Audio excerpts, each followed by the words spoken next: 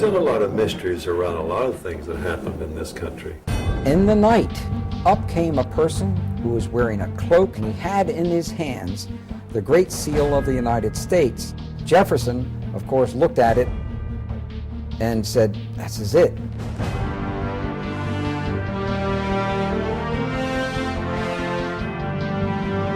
It's a very dangerous thing to reveal the truth, but we have to. Let's go back to really important individuals here. His name is Nicholas Roerich. The truncated pyramid with the all-seeing eye on the top. Nicholas Roerich is the person who is responsible for that ending up on the dollar bill.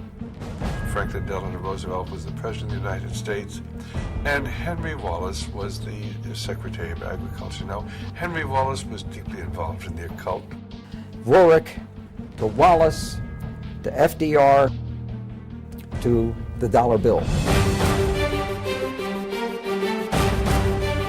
I was initiated into this very ancient order. Here we are at the Nicholas Roerich Museum. Do you really think it has anything to do with the Illuminati? The owl is the totem symbol of the Illuminati. Yes, because Roerich was the Illuminati. They all seem to have been Masons. His son was murdered. Those who normally get out, they're killed. Hexagrams are used during occult ceremonies when you're summoning up demons. Because we're dealing with Lucifer. And the all-seeing eye of God is one of the emblems that the Freemasons use. He said, "You're trying to say that Masonry is evil." I said, "It comes right out of the same pit of hell." Didn't win a lot of friends that day.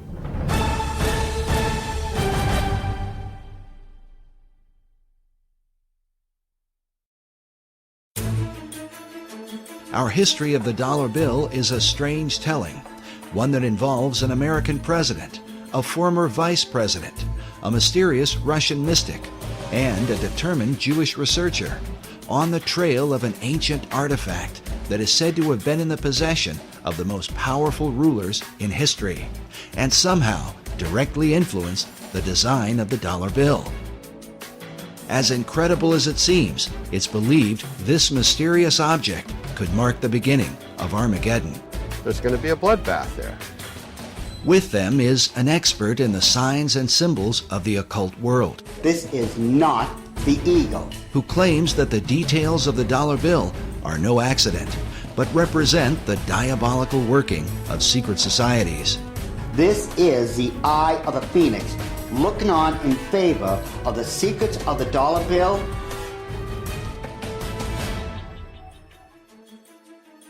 Most debates about the design of the dollar bill usually involve the founding fathers of America, but it's important to remember that they only designed a Great Seal. There are many details to the dollar bill that go far beyond the seal itself. The Great Seal was developed through 3 committees, involving a total of 14 men. But in the end, the work was submitted in June of 1782 by essentially one man, Charles Thomson. What is little known is that while Thomson presented a preliminary sketch, his final design was submitted to Congress only in the form of a written description. Looking at the rough drawings Thomson put together with artist William Barton, it becomes clear that many of the specific details of the seal, as we know it today, were added later on. For example, above the head of the American eagle are 13 stars that form a 6-pointed hexagram. While Thomson's description called for the 13 stars, their hexagram formation was not part of his original description and is not present in the earliest realizations of the design. The hexagram seems to have been added in the 20th century. The nature of the Great Seal is so mysterious that some believe that it came from a supernatural force. An account recorded by Dr. Robert Hieronymus in his book, Founding Fathers, Secret Societies, says that the Great Seal was given to Thomas Jefferson by a mysterious cloaked figure. I love that story. The Founding Fathers were trying to get the Great Seal of the United States designed. They needed to have a design for the Great Seal to represent our nation. And Jefferson went outside in the night, and up came a person, an individual who was wearing a cloak whom he couldn't totally see, and he had in his hands the Great Seal of the United States. And he basically said, or this being said, you know, you're struggling over the symbol for our nation? Here it is. The account reads that Jefferson told a strange story. A man approached him wearing a black cloak that practically covered him, face and all, and told him that he, the strange visitor, knew they were trying to devise a seal, and that he had a design which was appropriate and meaningful. Jefferson, of course, looked at it, according to this story, and said, this is it. This is it. He knew it was it, and it was right. So he supposedly came running back into whatever, whether it was a tent or whatever it was, and he showed it to other individuals, and he told them about, he met this person outside. Of course, they went outside to go to find the guy, and he's gone. So supposedly we'll never find out who designed the Great Seal of the United States. While Dr. Hieronymus admits that he is skeptical about such stories, there are others who claim to believe them to this day. Perhaps it has something to do with John Adams, who was on the first seal committee with Thomas Jefferson. According to the written account, John Adams was there when this bizarre event took place. Oddly enough, the Adams Memorial in Washington, D.C. is adorned with this mysterious cloaked figure. Perhaps it's just a coincidence. The first historical account of the Great Seal's design was written by a 19th century American Army officer named Charles A.L. Totten. In his book on the secret symbols of the dollar bill, Masonic author David Oveson writes that Totten equated the birth of the United States with the beginnings of what he called the New Atlantis, a title given to a work by Sir Francis Bacon, one of the mysterious financial backers of the Virginia colony. Oveson goes on to write that the Great Seal and the dollar bill represent the most extraordinary example in history of the public evolution of a magical design. Even as Sir Francis Bacon and his contemporary, Dr. John Dee, were said to be in contact with the spirit realm, there are those who believe that it is this dimension that has been guiding the course of America and the so-called evolution of the dollar bill.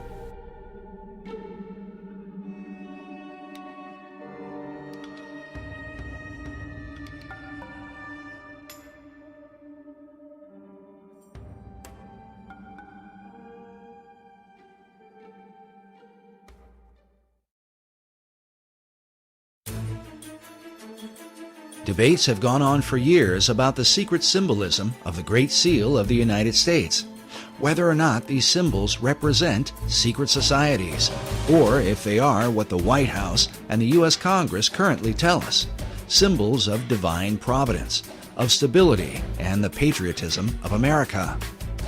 What the Founding Fathers intended as they designed and ultimately approved of the Great Seal remains mostly a mystery. There's still a lot of mysteries around a lot of things that happened in this country. It's not in our history books. There can be no doubt that those things hidden in the shadows of the last 2 centuries are not easily brought to light. But when one comes into the modern era, into the age of photography, film, and the advanced practices of mass media, it becomes a bit easier to document world events and the intentions of those who have helped to shape them. In the late 19th century, Harvard professor Charles Eliot Norton referred to the Great Seal as a dull emblem of the Masonic fraternity. This idea was furthered by occult philosopher Manly P. Hall in the early part of the 20th century. Hall not only believed that the Great Seal was Masonic, but that it was created through the collective consciousness of the occult societies and represented the secret destiny that they had in mind for America. I'd say that he saw the secret destiny of America as the beginning of a world democracy, and that this was a kind of an experiment in democracy that had been envisioned for thousands of years before. So he saw this much like Francis Bacon envisioned what he called the New Atlantis. In 1926, Hall began publishing a newspaper called The All-Seeing Eye, dedicated to his occult views of philosophy. It was during Hall's era that the All-Seeing Eye of the Great Seal would be taken out of obscurity and placed on the back of the dollar bill by President Franklin D. Roosevelt in 1935. This might all be seen as just a coincidence, if not for the fact that FDR seemed to be familiar with Hall's teachings on the occult. Today, Hall's legacy is carried on at the Philosophical Research Society in Los Angeles, California, a society that Hall founded in 1934, just 1 year before the Great Seal found its way onto the back of the dollar bill. The current president of Hall Society is Dr. Obadiah Harris, shown here in what is called the Wisdom Library at PRS. According to their website, the library is made up of writings that deal with divination, tarot cards, Kabbalah, alchemy, astrology, metaphysics, Buddhism, theosophy, and secret societies.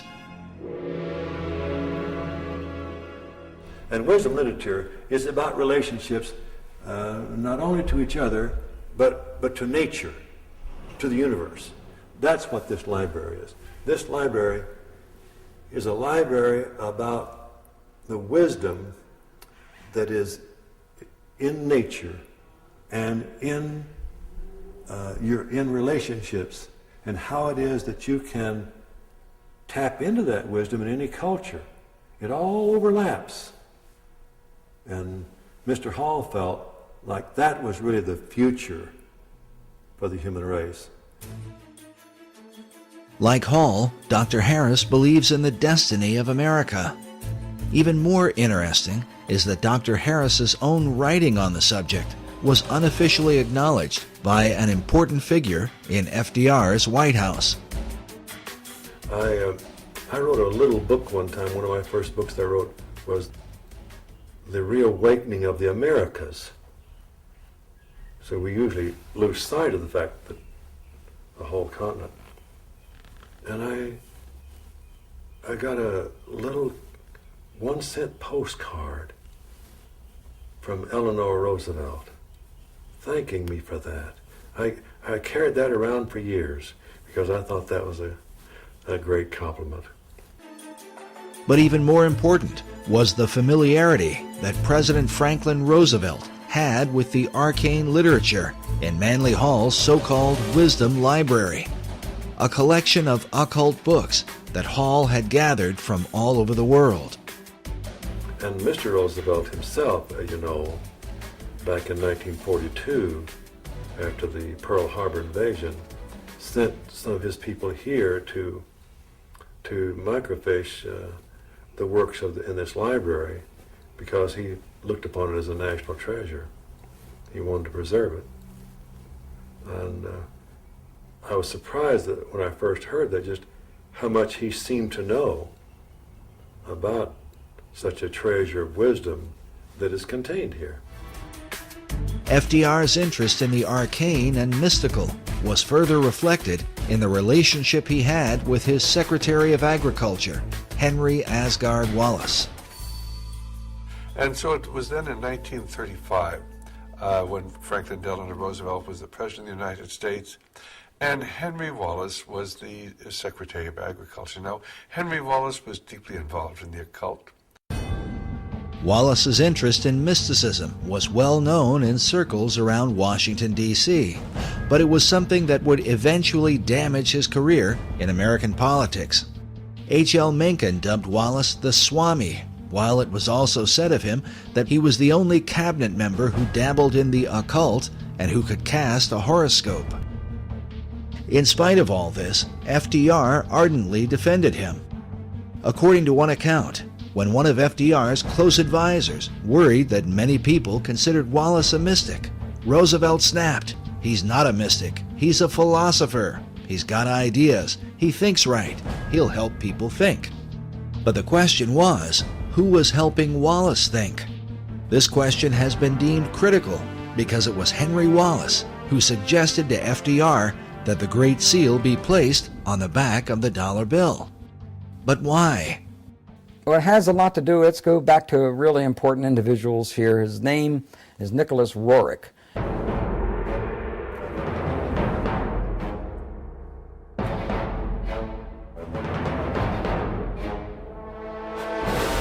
And Nicholas Roerich was a very advanced spiritual soul with considerable vision. Nicholas Roerich was also a Rosicrucian. He was also a member of other secret societies.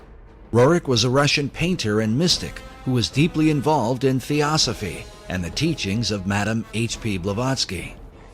He is famous for his travels into Tibet and the Far East in search of the legendary kingdom of Shambhala. But what was his relationship to FDR's Secretary of Agriculture? I believe that Nicholas Roerich was a spiritual teacher, not a supreme spiritual teacher, but was a teacher of Henry Asgard Wallace. Roerich was considered not only a teacher, but a spiritual mentor and guru to Henry Wallace. It's believed that Wallace recommended the Great Seal to FDR because of the mystical influence Roerich held over him. The dollar bill was approved with the all-seeing eye and the truncated pyramid with the all-seeing eye on the top of the because of Nicholas Roerich. In the book Tournament of Shadows, the authors document much of the activities and influence of Roerich during this period. They write that Roerich's influence was suspected in the adornment of the $1 bill, with a verso of the Great Seal showing a pyramid crowned by an all-seeing eye. The story of Wallace's role with FDR is told by the State Department in an official history called The Eagle and the Shield, a history of the Great Seal of the United States. Henry Wallace, while sitting in the State Department, found a booklet on the Great Seal of the United States. Wallace recollects that day in letters he wrote in 1951 and in 1955. He says, turning to page 53, I noted the colored reproduction of the reverse side of the seal. The Latin phrase Novus Ordo Seclorum impressed me as meaning the New Deal of the ages. In terms of the dollar, if there's a code about the New World Order, I think that they jumped a few decades from the New Deal, because the Novus Ordo Seclorum can be translated to the New Deal in English as easily and readily as to the New Order or the New World Order. Initially, Wallace envisioned the Great Seal appearing on a coin. He took the idea to President Roosevelt. So when Henry Wallace saw this booklet and saw this pyramid in the eye and the triangle, he was a Freemason. He was a member of a secret society. Immediately he said, whoa, what a symbol to have and not use. Let's use this. So it was he that went to the president, FDR, and FDR, being a Freemason, looked at those symbols and said, hey, yes, wow, this is, that's the New Order of the Ages. What's the New Deal? He actually thought to a degree that the Novus Ordo Seclorum was the New Deal. Wallace wrote that Roosevelt, as he looked at the colored reproduction of the seal, was first struck with the all-seeing eye, a Masonic representation of the great architect of the universe. Next, he was impressed with the idea that the foundation for the New Order of the Ages had been laid in 1776, but that it would be completed only under the eye of the great architect. Roosevelt, like myself, was a 32nd degree Mason. He suggested that the seal be put on the dollar bill rather than a coin, and took the matter up with the Secretary of the Treasury. The Secretary of the Treasury at the time was Henry Morgenthau. And he talked to Henry Morgenthau, who was the Secretary of the Treasury, and got him convinced that we should put this esoteric emblem from the back of the Great Seal of the United States onto the back of the dollar bill. This really symbolized the fact that now the esoteric influence dominated the American government. And Morgenthau, the Secretary of Treasury, wrote extensively about this point, and he said there's some strange cabal, some mystical order behind the scenes, calling shots on the artwork that appears now on our dollar bills. He had to approve it, and he later had found out that this was all Henry Wallace's. It was all based on Henry Wallace's relationship to Nicholas Roerich. Nicholas Roerich is the person who is responsible for that ending up on the dollar bill. Today, the story of Roerich's mystical influence is told by a variety of occult researchers. You know, the dollar bill thing was about the New World Order. Actually, that came from Franklin D. Roosevelt and others around him, even Nicholas Roerich. It's almost like baseball. Roerich to Wallace to FDR to the dollar bill. While many people have never heard of Roerich, he was a well-known figure during the FDR era, in the years preceding World War II. His works of art were internationally recognized, so much so that an entire building in New York was erected to house his many paintings. Roerich was nominated 3 times for the Nobel Peace Prize and was the inspiration for the Roerich Peace Pact, which was signed by Henry Wallace in the presence of President Roosevelt at the White House. In 1986, Mikhail Gorbachev called Roerich one of the cultural pillars of Russia. The Russian cosmonaut Yuri Gagarin, the first man in outer space, when asked what the Earth looked like from orbit, answered, very much like the paintings of Nicholas Roerich.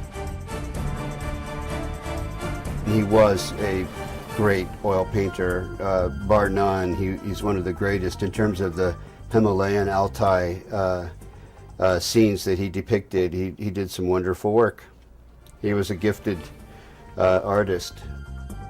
But Roerich's story is one of success and disgrace, as he eventually fell out of favor with his greatest supporters, and at one point was suspected by the Soviets, the Japanese, and the United States of being a spy. Information was coming out that Roerich may have been used as a spy when he went into these other nations in the Far East. And with that, that's what broke the link between Henry Wallace and Nicholas Roerich.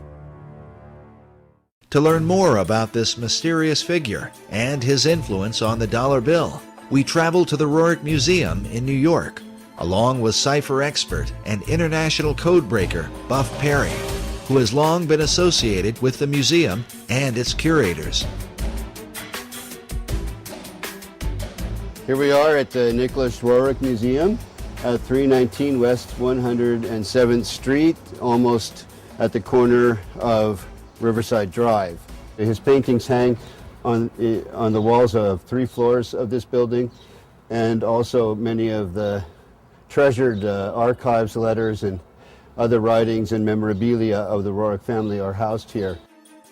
I have a deep interest in the history of Nicholas Roerich and his family and their association with a long-lost artifact that I have had a lot to do with over the years. We'll learn more about this artifact later on, as it ties together Nicholas Roerich with Henry Wallace, Manly P. Hall, and what some believe will be the future destiny of America. Like many who are involved in New Age and occult ideas, Nicholas Roerich dreamed of a united one world order. Nicholas Roerich is seen as one of the key individuals, historical individuals, that had a lot to do with the development of the League of Nations and subsequently the United Nations, and is recognized as such in the United Nations building. I'm told, I haven't seen such commemoration, but I'm told it's there. And the history of the United Nations is often characterized in association with Nicholas Roerich's global peace efforts. Roerich's dream was shared by his disciple, Henry Wallace, as demonstrated by the book Henry A. Wallace, His Search for a New World Order. This concept is visualized by the cracked bronze globe that sits outside the United Nations building, where a new world is literally breaking forth from the old. But somehow, Roerich's ideas on the subject would get him into trouble with Wallace when he traveled abroad on behalf of the United States government. In the book, Tournament of Shadows, we read that Roerich had been chosen by Henry Wallace to scour Central Asia for drought-resistant grasses to combat the Dust Bowl. This was the genesis of the Roerich expedition, financed and staffed by the Department of Agriculture. But during his 2-year expedition, Roerich seemed to be on a mystical journey, one that involved his quest for the legendary city of Shambhala, and literally searching for signs of the second coming of Christ. Nicholas Roerich's idea was that the second coming of Christ may happen within years, and that's why he visited India, China, etc., and Russia, and digging up and trying to locate spiritual centers and spiritual information along those lines. Authors Meyer and Bryzak write that the search for Shambhala, which he identified with the second coming of Christ, and the Maitreya, or Buddha to come, obsessed Roerich. His paintings and writings thereafter conjured up his vision of a new age of peace, brotherhood, and enlightenment. But Roerich's concept of Christ, shown here in one of his paintings, was dramatically different from that of traditional Christianity. Both Roerich and Wallace were members of the Theosophical Society that was founded by Madame H.P. Blavatsky in the late 19th century. Blavatsky's view of religion can be summed up in her book, The Secret Doctrine. She makes use of the phrase, Demon est Deus inversus, which means the devil is God inverted. Her view was based on the ancient Gnostic belief that in the Garden of Eden, the serpent who tempted the woman was really an angel of light, and that God, who had created Adam and Eve, was really the devil. The reason is because God had forbidden man from partaking of the tree of knowledge, or gnosis. This is the origin of the term Gnostic, or Gnosticism. Blavatsky further argued that Jesus was only one Messiah among many, like Buddha, Krishna, and Muhammad, and that the fifth Buddha, also called the Maitreya, is the last Messiah who will come. She says he will appear as Maitreya Buddha, the last of the avatars, or way-showers. This belief and expectation are universal throughout the East. This is the event that is said to have consumed Nicholas Roerich, and that he would have taught to his devoted disciple, Henry Wallace. The proof of their bizarre relationship was more fully revealed in a series of letters penned by Wallace to Nicholas Roerich. Newsweek with Westbrook Pegler and others made a very big story out of what they called the Guru letters, the letters that Henry Wallace would send to Nicholas Roerich, which obviously he considered him a spiritual teacher from that standpoint. Wallace had gone from being Secretary of Agriculture to FDR's Vice President. Though his falling out with Roerich had happened some years earlier, the Guru letters would surface once he decided to run for president. They had been obtained by cantankerous news columnist Westbrook Pegler through an unidentified source. Pegler, along with H.L. Mencken, questioned Wallace in a news conference about the letters, but he was, at best, evasive and refused to answer their questions in a direct manner. The letters were signed H.A.W., assumed to be Henry Asgard Wallace. In one of the letters, Wallace allegedly wrote of curing his headaches at formal dinners by rubbing his forehead with a Tibetan amulet. In another letter, he said to Roerich, "I have been thinking of you holding the casket, the sacred, most precious casket, and I have thought of the new country going forth, and I have thought of the admonition, await the stone, the sign of Shambhala." There's these letters, and they indicate very strongly, no matter how you want to interpret them, that he was his teacher. Wallace went on to say, "We await the stone, and we welcome you again to this glorious land of destiny." The stone he's referring to is the artifact that cipher expert Buff Perry has been following for many years now.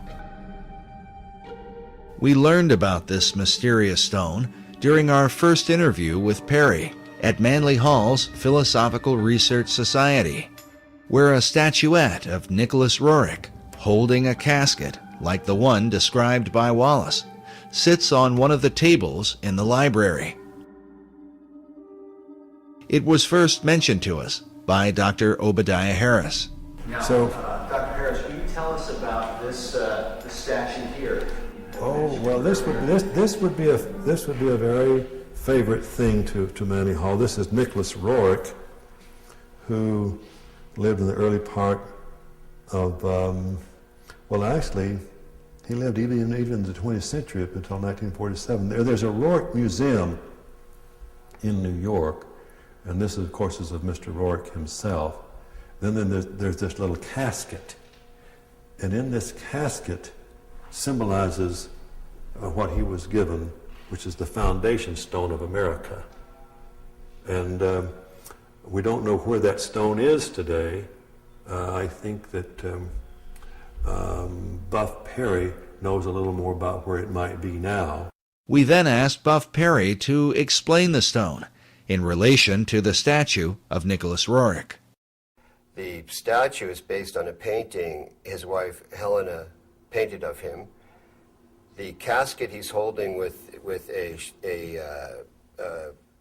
cloth fabric, a kind of sacred, appearing to be Tibetan cloth fabric over it, is a casket that contains a stone that variously has been called the Chintamani in Sanskrit, meaning the stone of wisdom, the Bethel or Bethel stone, which was Jacob's pillow stone, that you read about in Torah in the Old Testament, which became known as a Bethel stone, because it was used at the location of what became the town of Bethel, so Bethel. So this stone has an incredible history to it that has only recently really surfaced in terms of how it ended up in the hands of Nicholas Roerich, where it came from. There can be no question that this stone in the casket consumed Roerich through the latter part of his life. His paintings are filled with the repeated imagery of it. And here you have a man delivering that casket up again. It appears in, it seems like almost all of Roerich's paintings. These are supposed to be his family and ascendant masters carrying the Rothenberg casket in which that stone was kept. Roerich called the stone the treasure of the world. Even his wife, Helena, is pictured in this portrait, which hangs in the Roerich Museum, with the casket resting next to her, something she and her husband had received under mysterious circumstances in 1923. Everything changed once they received this. But why would this artifact be of interest to FDR's vice president, Henry Wallace? And how could it relate to the design of the Great Seal on the dollar bill? As Buff mentioned earlier, the stone is said to be the pillow stone of Jacob, upon which he had his dream of a ladder that stretched from earth to heaven, with the angels of God ascending and descending on it. The ladder itself is a recurring symbol in secret societies, especially Freemasonry. Master Mason Albert Pike wrote extensively of Jacob's Ladder in his book, Morals and Dogma, and even suggests that Jacob's Ladder may in fact have been a pyramid.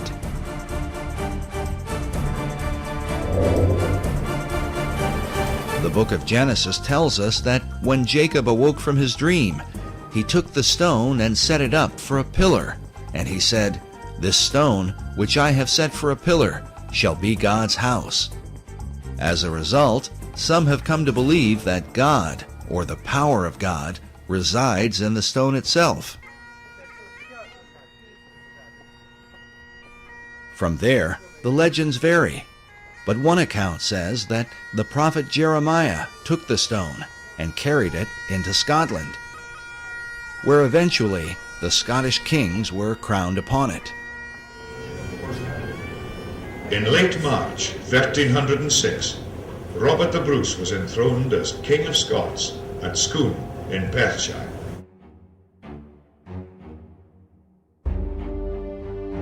An old Scottish poem says, "Except old seers do feign, and wizard wits be blind, the Scots in place must reign, where they this stone shall find." Eventually, the stone was kept at Scone Palace and was hence called the Stone of Scone. To this day, the Scots also call it the Stone of Destiny. In the year 1296, King Edward I of England captured the stone, and it was taken to Westminster Abbey for the crowning of English monarchs. In this picture, you can see the stone itself in the compartment beneath the coronation chair, a chair that was specifically built to house the Stone of Destiny. The last monarch to be crowned upon it was Queen Elizabeth II in 1953.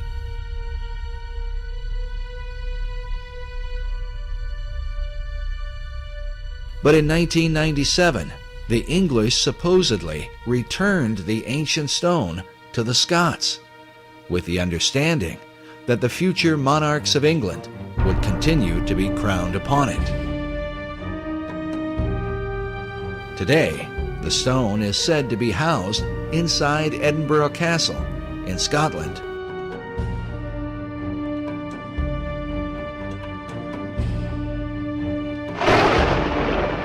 There is even a self-guided tour where visitors can view the Stone of Destiny along with the Honours of Scotland, the crown jewels of Scottish royalty.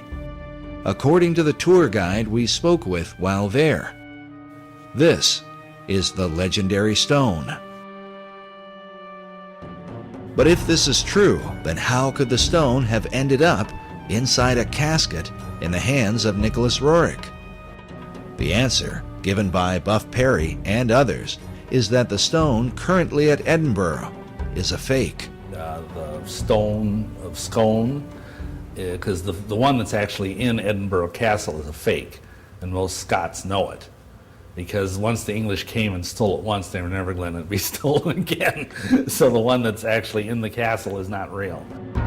Others, like Alex Salmond, the First Minister of Scotland, claimed that the stone taken by the English king in 1296 was a fake, and that the real stone was somehow hidden away secretly by the Scots.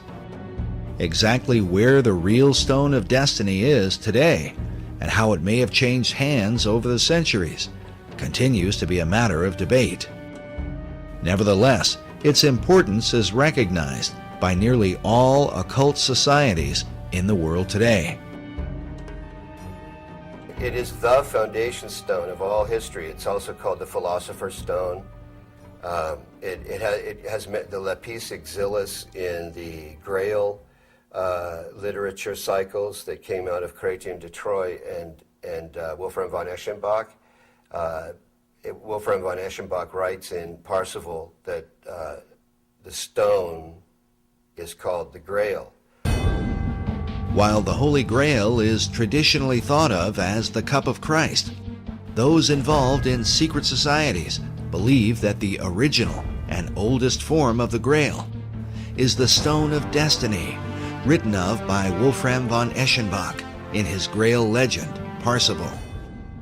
And he calls it lapis exilis, which is a way of saying the exiled or wandering stone. He does that because of the history known in Freemasonry and in the secret societies of this stone's movement around here and there, and where it would be would indicate the importance of that place. The stone, mentioned in Eschenbach's Grail legend, is a green stone that some believe is similar to a type of meteorite known as moldavite. This description is said to have been confirmed by Nicholas Roerich while he claimed to have the stone in his possession. The secret societies believe that this stone, that supposedly fell from heaven, empowers that person or place of its location. And it has to do with the secret history of America and why that stone arrived here, who brought it. As we showed earlier, Dr. Obadiah Harris referred to it as the foundation stone of America. What is the significance of the foundation stone of America? Well, the foundation stone is really about what America is about, and also what England seems to be about. And so it's really, it implies the great mysteries that was contained in the great mystery schools and of those who had this vision. Was it this mystery school vision that guided FDR and his fellow Mason, Henry Wallace, as they set the all-seeing eye of the great architect on the back of the dollar bill? When one considers the repeated use of the word destiny by Manly Hall, who wrote of the secret destiny of America, along with FDR, who had knowledge of Hall's library and who said that Americans had a rendezvous with destiny. And then Henry Wallace, who referred to America itself as the land of destiny. It only makes sense that such men would have taken an interest in the Stone of Destiny. That Henry Wallace had an interest in seeking the Holy Grail is proven by the letters he wrote to Nicholas Roerich. As a Freemason, he would have seen an occult connection with America, since the Stone of Destiny is said to have come from heaven to earth, from the dog star Sirius. Known as the brightest star in the heavens, Sirius is an important key to understanding the stone and what the secret societies intend for the destiny of America. When the United States was founded, the architecture of Washington, D.C. was designed in alignment with the rising of Sirius in the east. July 4th, Independence Day, is the day when the sun is in conjunction with this star, said to be 23 times more powerful than the sun itself. Also consider that Sirius is the blazing star or pentagram used in Masonic lodges. But as this mystical symbol relates to the dollar bill, we read that the famous emblem of the all-seeing eye, seen hovering above the unfinished pyramid, is a depiction of the Eye of Sirius and is a common motif found throughout Masonic lore. The importance of Sirius to the secret societies cannot be overstated. Some believe that the secrets of this star are a matter of life and death. In our last documentary, Riddles in Stone, Dr. Robert Hieronymus explained the importance of the dog star Sirius. This happened during a casual discussion, and some of what he said took us by surprise. Listen now to his uncut explanation to understand how critical the secrecy of this symbol is to Freemasonry and all the secret societies. And as you listen, remember, it is Sirius that rises in the east behind the sun, which stands as a picture of the twofold nature of every symbol in the occult. Interesting thing about all Freemasonry is that symbolism is ultimately very important. They don't put a lodge in the east because it's a nice place and it looks good. They put it in the east. The masters have put it in the east, so because it's the rising sun. It's the rising sun. You're catching the energies of the light, right. and to them, they didn't believe that the sun was God. All right, like we're told, the ancient Egyptians, we're told all the time that they thought the sun was God. Well, to simplify it, do I have time to tell them this part? Yeah. Oh, yeah. Okay. All right. As with all secret societies, you have levels, and if you're on the lower levels, you don't even know they're upper levels. They don't even tell you. Right. You bump into it by accident, or someone comes along. Now, in Scottish Rite, that's something different, because they know that there's a. But before then, and basically secret societies such as, let's go to ancient Egypt. To the ancient Egyptians, the priest would tell the serfs, the guys that tilled the land, they would say, the sun is God. Okay? And so they accepted that very low-level interpretation, all physical. That's not what the priests believed. What the priests believed, there was a second level. The priests believed that, no, the physical sun is not the supreme being. It's the spirit which flows through the physical sun that is the supreme deity. However, there was another level. And the priests didn't even know it. It's those that were involved and elevated to if I would have told you this 15 years ago, I might have gotten shot. But this is now, I'm so glad now that this is easy to talk about. The third level, which is a higher level of understanding, said, nope, it's not, that's not the sun. The sun is not the supreme deity. Nope, yes, spiritual energies come through the sun. That's not what we're talking about. What we're talking about is the star Sirius. The dog star. The dog star, because the dog star was everything to the ancient Egyptians, with the rising of the Nile and the feeding of the people, and so. Overson says that Washington D.C. was the dog star was important in the founding of Washington D.C. Indeed, it was, yes, and that's a reflection on America. But the point I was just trying to make was that third level is never told. And with every group, every secret society I belong to, over but 15 or 16, I don't belong to any of them now. I can't. 15 to 16 different secret societies? Yeah. Oh, wow. Well, there were many different types.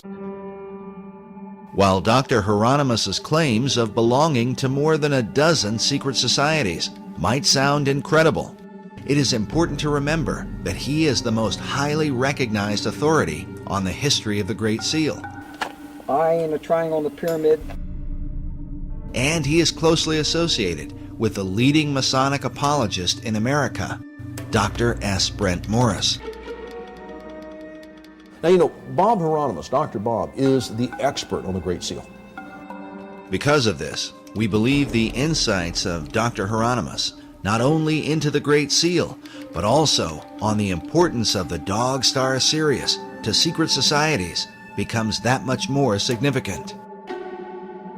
Listen again to what he says about Sirius when we make mention of the book on the secret design of Washington, D.C. by Masonic author David Oveson. And so Oveson says that Washington, D.C. was the dog star was important in the founding of Washington, D.C. Indeed, it was, yes, and that's a reflection on America. That's a reflection on America. How is Sirius a reflection on America, according to the secret societies? And is it just a coincidence that the Stone of Destiny, awaited by an American vice president and supposedly in the possession of his guru, is said to have come from this blazing star? In the occult, the stone is not only a type of the Holy Grail, but seems to be a symbol for the secrets of Masonry, as understood by Henry Wallace.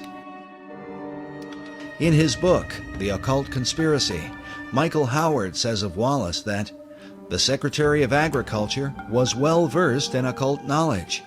In a letter to his Russian guru, he stated, "The search, whether it be for the lost word of Masonry, or the Holy Chalice, or the potentialities of the age to come, is the one supremely worthwhile objective. So may we strive for the chalice and the flame above it."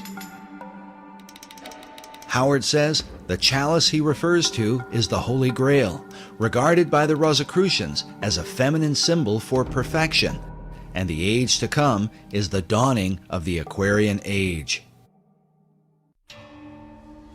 The concept of the flaming chalice is another repeated theme in the paintings of Nicholas Roerich. And you can see this entity holding the chalice, and there's a flame coming up from the middle of the cup part of the chalice. This is a painting of Prophet Muhammad, and interestingly, he's viewing a specter of a person of some sort or other who's bearing in the heart area the chalice that's burning the flame. That's consistent with Zoroastrian motifs as well as Agni Yoga. But when I was in Isfahan, for example, and in Tehran, I visited the Zoroastrian temples, and those chalices that bear the flames are as big as I am. And I'm sure that Nicholas Roerich had the occasion to see those chalices in the Zoroastrian temples in his journeys through the East and the Near East. But this is definitely Muhammad. He's named it Muhammad the Prophet. But for some interesting reason, Muhammad is viewing some kind of spiritual entity with that fire-bearing chalice in the heart zone. While Roerich's paintings are today kept in a modest museum in Manhattan, they were once kept in a towering building on the Upper West Side. In the 1920s, Roerich was supported by a wealthy benefactor and Freemason named Louis Horch. Like Wallace, Horch considered Roerich to be his guru and financed the construction of a massive building to honor him. It was called the Master Building. During this era, Roerich designed what he called a peace banner that went along with the Roerich Peace Pact that had been signed by Henry Wallace. The symbol was simply 3 circles in a triangle formation. This symbol can be seen even today, engraved on the black cornerstone of the Master Building. Buff Perry and others believe that certain arcane contents, including the Stone of Destiny, were placed inside this cornerstone when it was laid. This is the seal over the cornerstone of the Master Building that is at the corner of 103rd and Riverside Drive. And here you see 1929 and the 3 circles with an M and then an R beneath it. And I believe that means Master Roerich, meaning master building in effect. He was like an edifice to people at that time. So the idea of the master building was the idea that Roerich himself was the master, is that Absolutely, correct? Absolutely. The whole building was built for him, for his use, in his honor and in his name. And it was to be used as a place where there would be art galleries, art studios. Great writers of the past lived there. Joseph Campbell was there? Joseph Campbell lived there for a period of time. Joseph Campbell was a highly regarded esoteric who wrote about the power of myth. His works are still celebrated by the Theosophical Society to this day. Another 20th century luminary who frequented the Master Building was Manly P. Hall. Hall was clearly interested in Roerich, and in his books wrote about the symbolism of the stone that is called the Grail. And we don't know where that stone is today. I think that Buff Perry knows a little more about where it might be now, but some believe it's in the foundation stone of the Roerich Building, the Roerich Museum there in New York. Mr. Hall used to go to the Roerich Museum in his early days, just after he had written the big book called The Secret Teachings of All Ages, because there in the penthouse of the Roerich Building met the very elite, the esoteric elite you might say, who were really into not only the mysteries of the great world religions, but also the mysteries that many people don't know that was part of the motivation in the founding of our own country. While the Master Building today is used mainly for apartment living, the penthouse, located in the upper levels, is still there. Is it possible that Henry Wallace could have been one of those esoteric elite who met there with men like Manly Hall?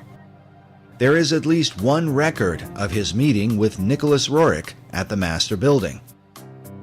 American Heritage reports that Wallace visited the museum and was thrilled beyond measure to receive a brief audience with Roerich.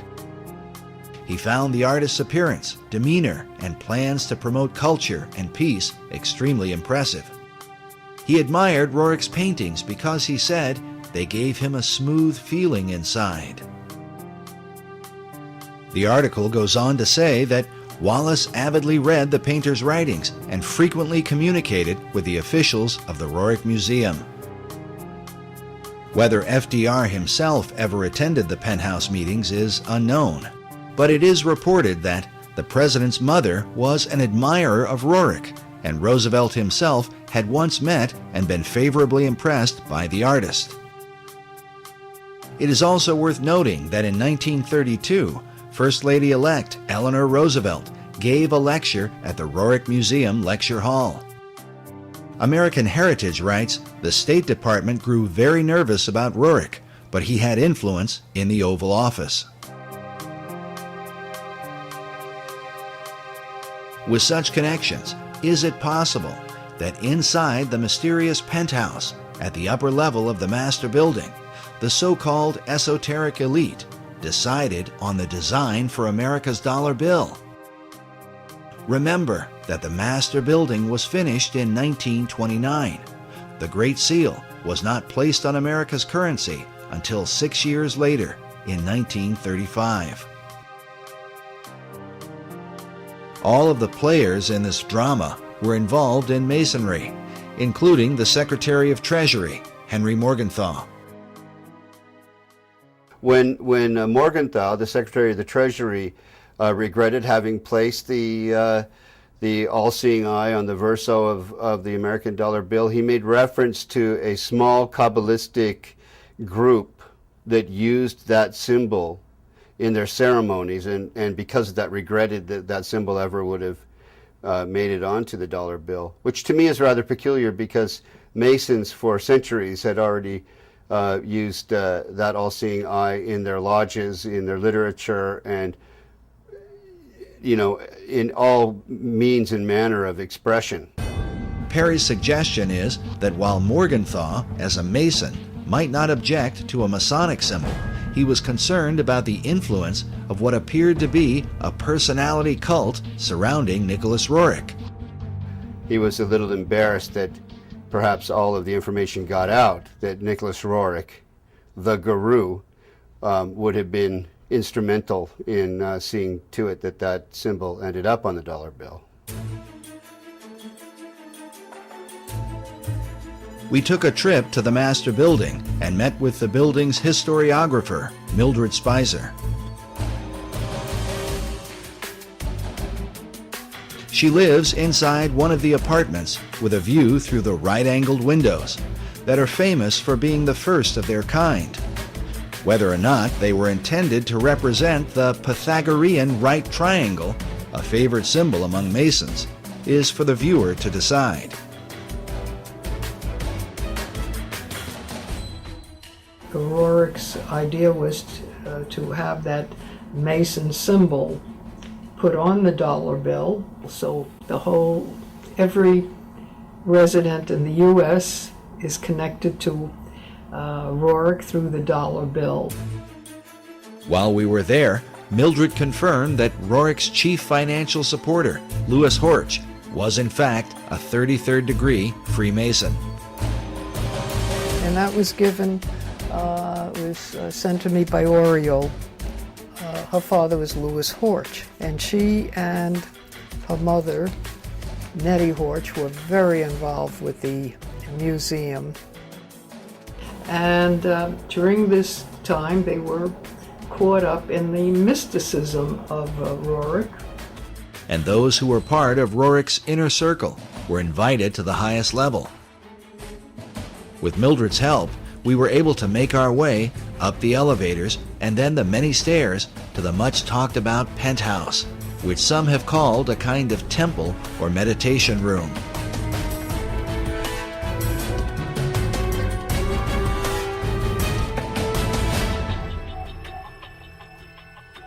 There, is that where they had their meditation? No, meditation was right back of you. We were that apartment, and it was... Behind this green door may well have been the place where Nicholas Roerich met with men like Manly Hall, Henry Wallace, and countless others to discuss America's secret destiny and quite probably the occult design of the Great Seal. The penthouse is currently used as an apartment, and we were unable to see inside of it.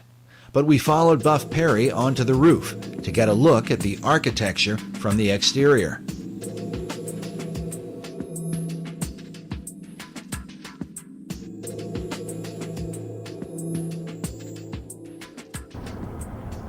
We're at the very top of the master building, and behind you is the river, and in front of you is the outside walling of the meditation room or temple or whatever one wants to call it, the chapel that Roerich had constructed for his private spiritual purposes.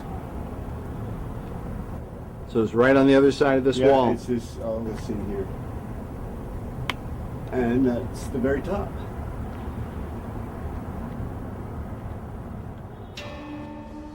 The staggered layers at the top of the penthouse seem to bear some resemblance to one of Roerich's paintings titled Arhat. In Buddhism, Arhat is the highest level of enlightenment, said to be the ultimate goal of nirvana. In Roerich's painting, notice the image of the Buddhist figure sitting inside the staggered stones, perhaps a symbol for the enlightened esoteric elite in the meditation room.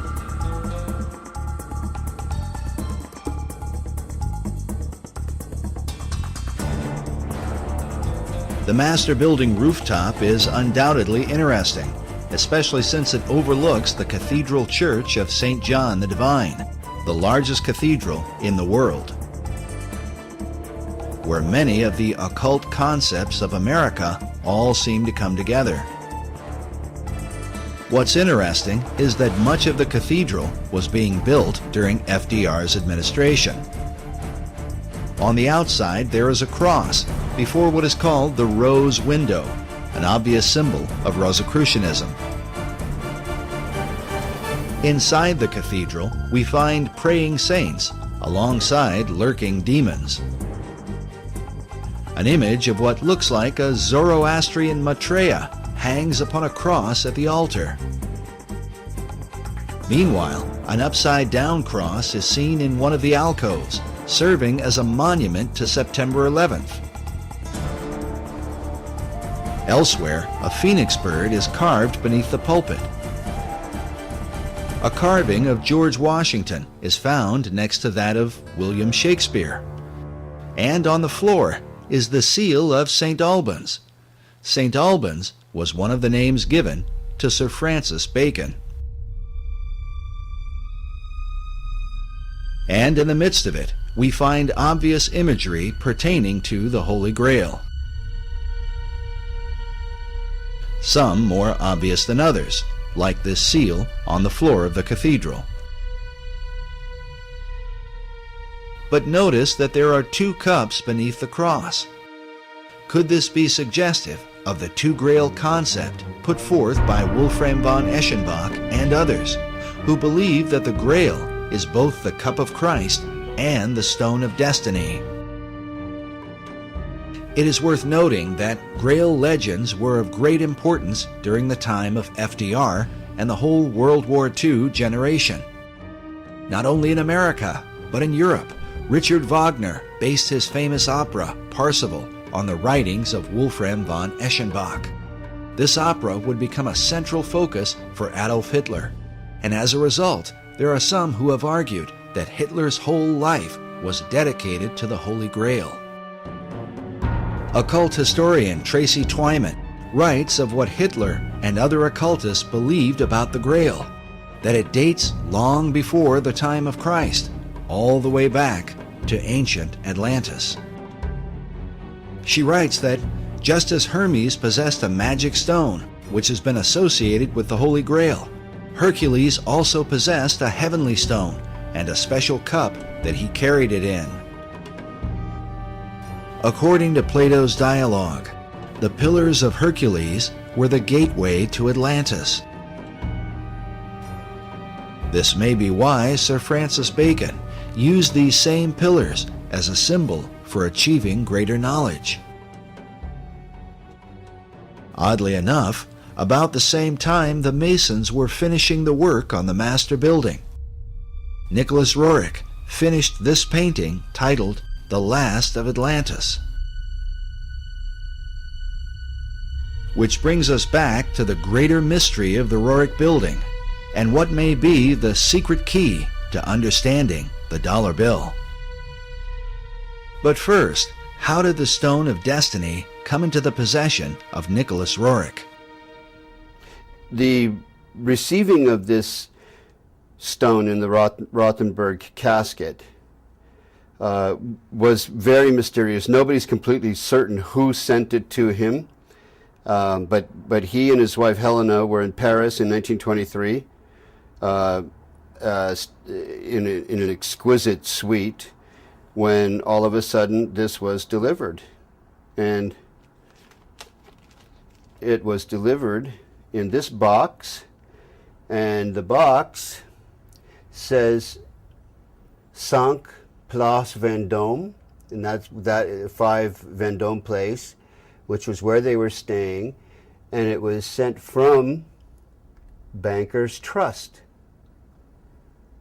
from M.M., and it's addressed to Madame and Monsieur N. Roerich. And after many years, this is what has come of the Rothenburg casket that was in this pine wood box.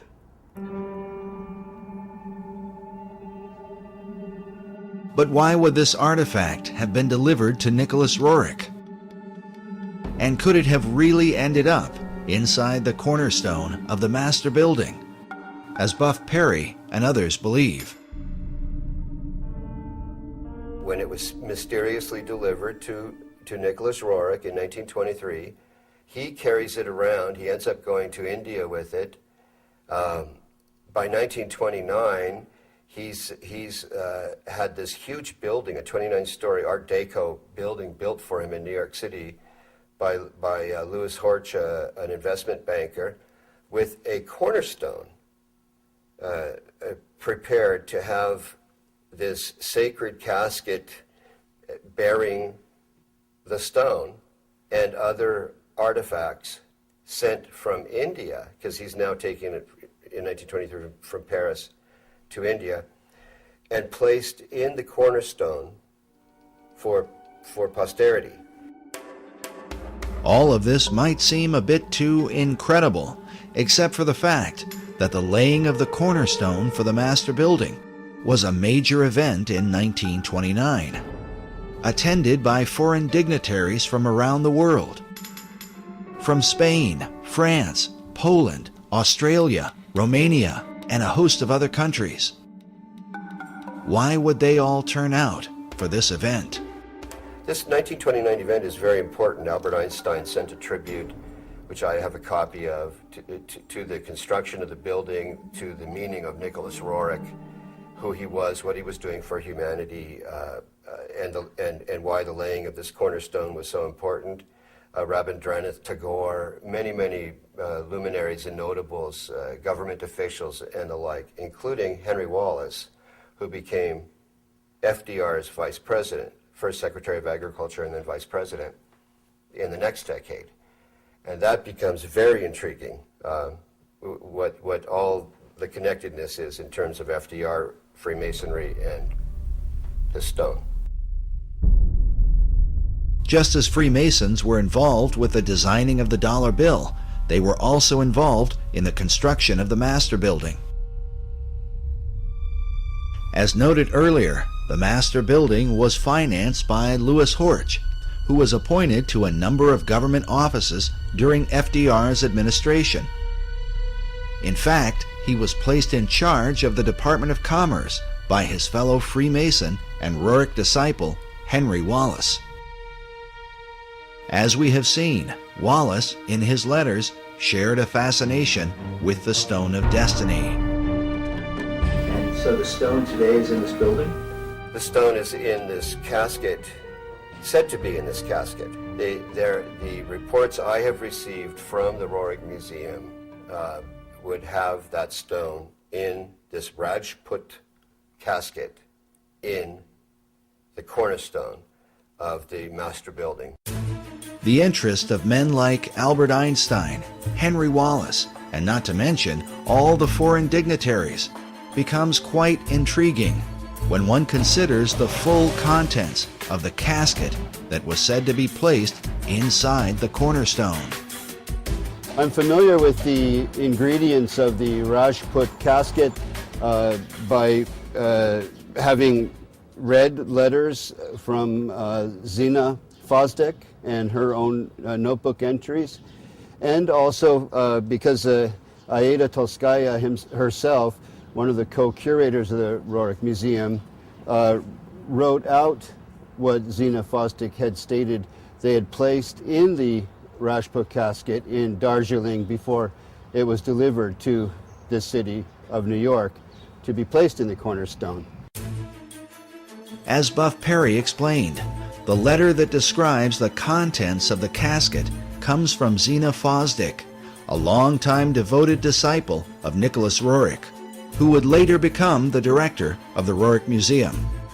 The museum photo collection is filled with images of Fosdick alongside Roerich while they were in Darjeeling, India, where the casket was prepared. As such, it stands to reason that she would have known the details of what they put inside. The letter's written by Zina Fosdick, and it was actually an entry in her diary. And what's written here is an accounting of all of the ingredients that are in the Rajput casket that was prepared in Darjeeling, India, in 1928 to be delivered to New York, to Manhattan, and to be placed in the cornerstone of the Master Building. There are a lot of interesting things that were placed in the Rajput casket. For example, an image of Maitreya printed on Tibetan paper. As we showed earlier, in the occult belief, the Maitreya is said to be the last Messiah that will come. The Maitreya is seen as the final deliverer and incarnation in the Buddhist tradition. Again, he's also Kalki in the Hindu tradition, the 10th incarnation of Vishnu. Vishnu is the great god of Hinduism. So they're not mixing up Jesus with Maitreya, but they are seeing Maitreya as a messianic figure, a world Messiah, who would answer all of the expectations of all the world religions at one time.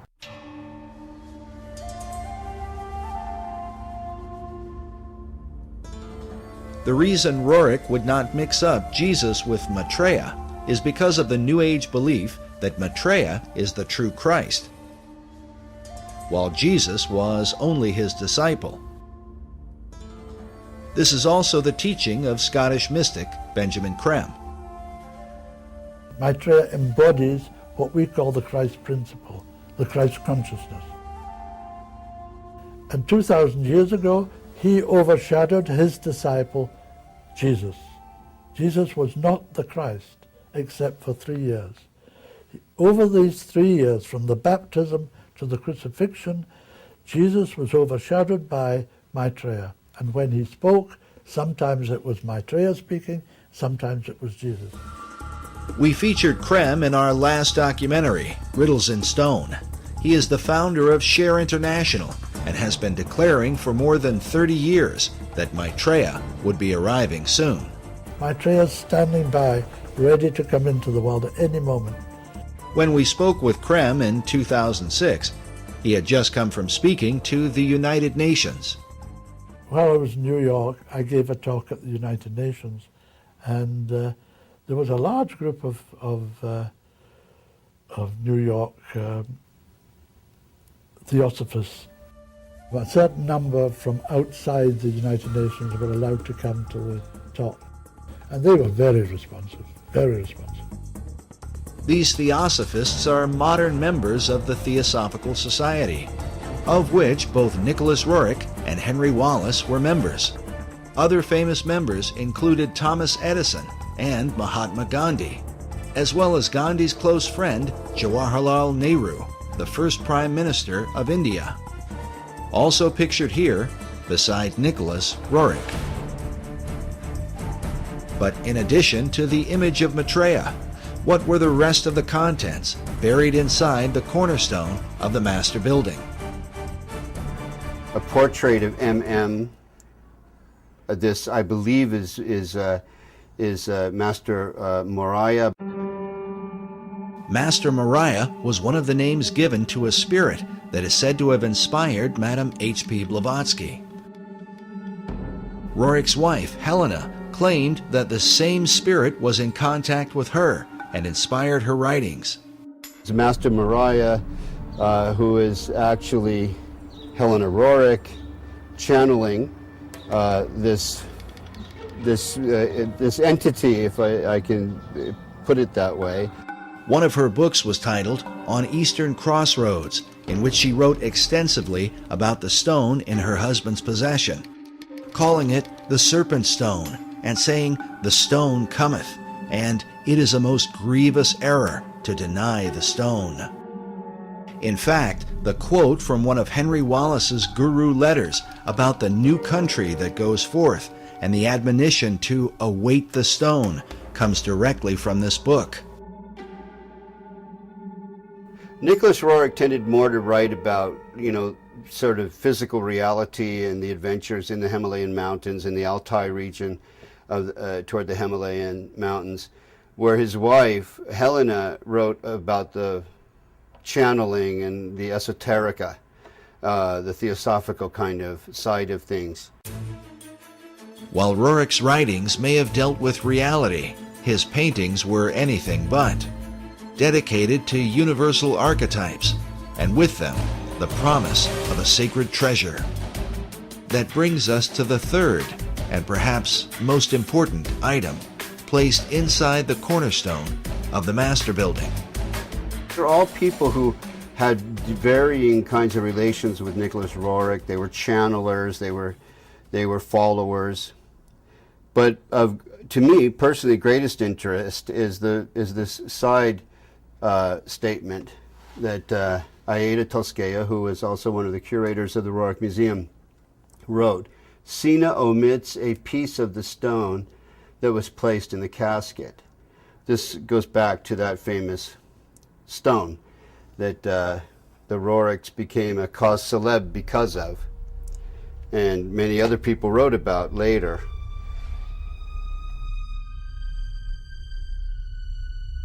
Everything changed once they received this.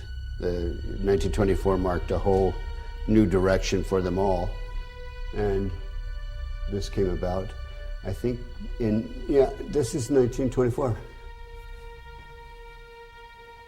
You'll see the casket here is the same casket there.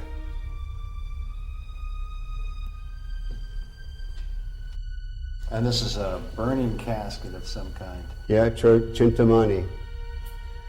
Chintamani is a Sanskrit term that means the stone of wisdom, that he calls the treasure of the world. And that's how he depicted the treasure of the world, the ultimate treasure of the world. It seems only appropriate that this treasure hunt would take us back to Manly Hall's society in Los Angeles, and in particular to one of the graduates there from the University of Philosophical Research, a Freemason named Gavin Wentz. On his website, he quotes a curious passage from Eschenbach's Grail legend with a clear reference to the Knights Templar. The passage reads, "Wherever these Templars receive victory or defeat, I will tell you by what they live. They live with a stone. If you do not know it by name, I will name it for you. It is called Lapsit Exilis. The stone is also called the Grail." Eschenbach's reference to the Knights Templar is curious. During the same period that he wrote his Grail legend, the Templar Church of Garway, England was built. Inside, we find mysterious symbols carved above what appears to be the outline of a man. These carvings are said to be a depiction of the Holy Grail, the chalice shown here. In the midst of it is a traditional Catholic host with a cross in the center. But inside the chalice, just beneath the host, is what appears to be a truncated pyramid. Which brings us back to Gavin Wentz, who produced an award-winning documentary which he titled Lapis Exilis, based on a variant spelling of the Grail name given by von Eschenbach. This slight alteration to the original name had been recorded in the diary of Nicholas Roerich.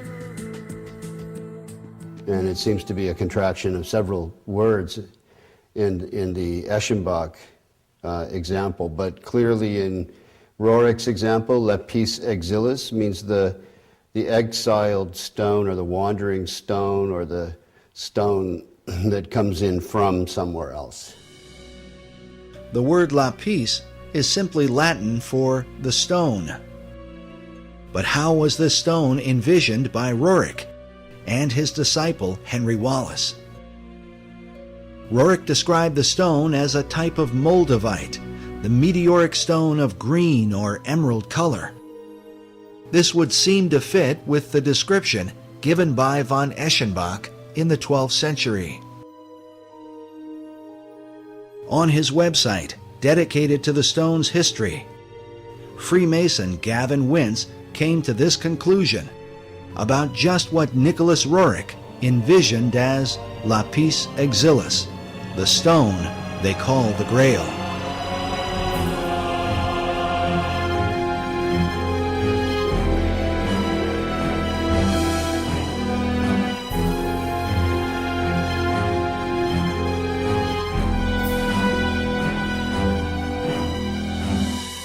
Is it really possible that Roerich, Wallace, and even FDR believed the Great Seal was a representation of the Holy Grail?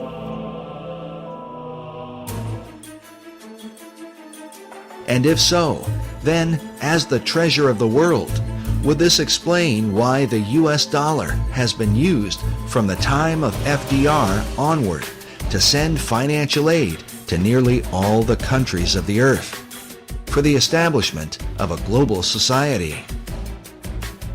During his 2008 presidential campaign, Barack Obama was criticized for wanting to spread the wealth. But in reality, the redistribution of wealth, a socialist tenet, is a practice that the United States has engaged in at a global level for more than half a century, beginning in the aftermath of World War II.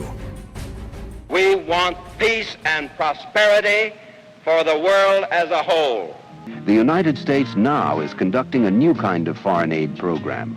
Aid not for destroyed industrial nations, but for developing countries with limited knowledge of modern technology. Many are just emerging from colonial status.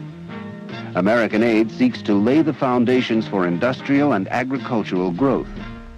It is motivated by the humanitarian ideals of the American people and But now that the economy of the American people has taken a turn, and it seems that the dollar is declining fast, how could this fit in to the plan of the secret societies? Consider that when the shock waves of the American stock market shook the world, France and China called for a global currency and a new world order. Which brings us to the other half of the dollar bill's design, the American eagle, that some believe represents the mythical phoenix, a bird that is said to destroy itself by fire.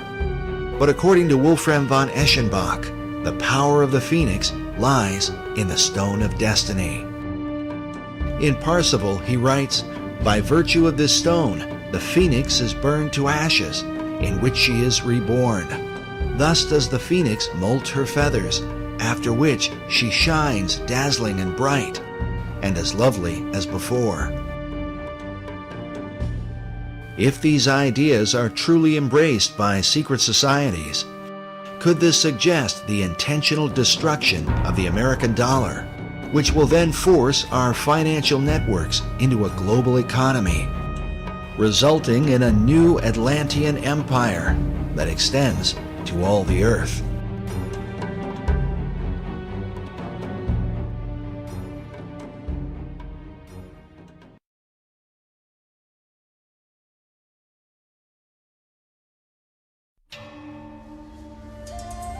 As Buff Perry mentioned earlier, the stone is also called the Chintamani stone.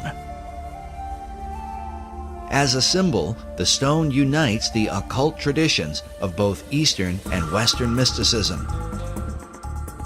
One thing is certain, those who practice the occult believe this artifact is the key to achieving the great work of all secret societies. Mark Amaru Pinkham is the co-director of a group called the International Order of Gnostic Templars.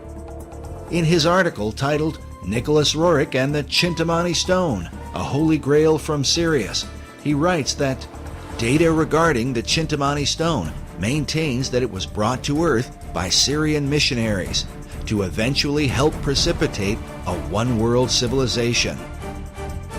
He says there is some indication that one part of the stone has been the sacred stone of the Kaaba, which has united millions of Muslims around the globe.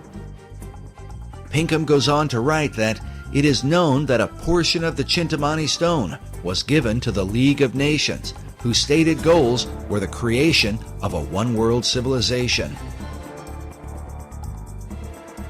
The association of the stone as a symbol of unity is an important part of how it is said to have come to America.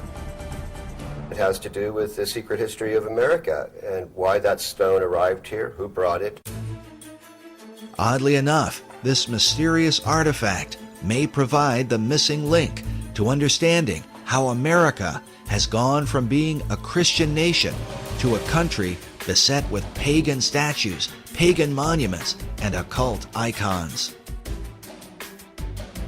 For years, Buff Perry was financed by a leading member of the Philosophical Research Society to hunt down this stone of destiny.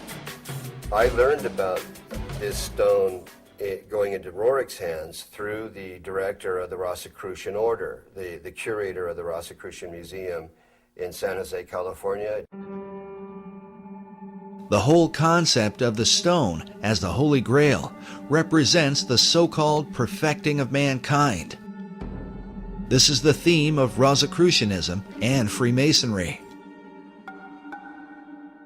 As Manly Hall writes, to the mystic, the stone is divine power, an ancient symbol of the perfected and regenerated man, whose divine nature shines forth. After years of research, Buff Perry now believes the stone was brought to America by secret societies from Scotland in the years preceding the American Revolution. For them, the stone was to empower the foundation of a new republic. Why is it called the foundation stone for America? The foundation stone for America because it was brought here by the Jacobites who had been arrested at Preston in 1715 in their attempt to overthrow the kings. The kings in question are the line of English kings who succeeded King James II, who was deposed from his throne in 1688 and succeeded by William of Orange.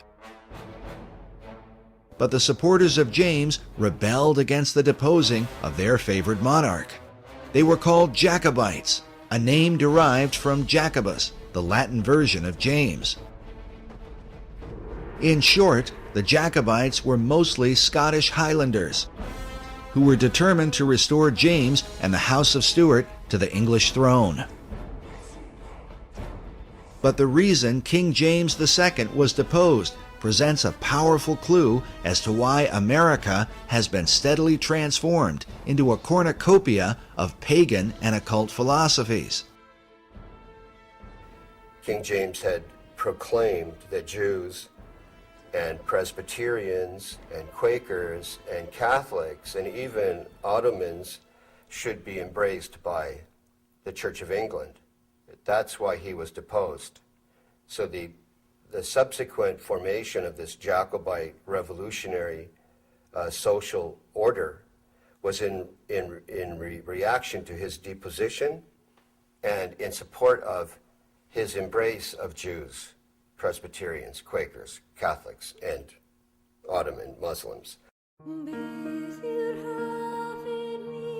Since the Protestant English rejected James' ecumenical ideas and also feared that the hand of Rome was somehow involved, the Scottish Jacobites engaged in a series of rebellions against the new line of English kings. But their rebellions were ultimately crushed, and as a result, many of the Jacobite fugitives fled across the waters of the Atlantic to America. In 1715, there was a rebellion in a place called Preston, northern England. Many of the Jacobites were arrested and deported or exiled to America. Standish family, Anson family, notable families in American history, pre-revolutionary history. Families that then went on to become part of the War of Independence, the American Revolution. Notable Masons and Freemasons. These notable Freemasons were the survivors of the Jacobite resistance in Scotland, a land with a long history of secret societies, whose influence is both mysterious and extensive. Consider that centuries earlier, the Knights Templar fled persecution and are said to have hidden themselves within the Masonic lodges of Scotland. In the 19th century, Albert Pike would develop the ancient and accepted Scottish Rite of Freemasonry, which would become the most powerful arm of Masonry in America. Meanwhile, President Woodrow Wilson once said that every line of strength in American history is a line colored with Scottish blood. Perhaps the best example of the Jacobite influence in early America is found in Hugh Mercer, often called an unsung hero of the American Revolution. Mercer was a Jacobite doctor who supported the cause against England until their final defeat at the Battle of Culloden in 1746. He was then forced to flee to America, leaving his homeland behind. He served as Brigadier General in the Continental Army and was a close personal advisor to George Washington.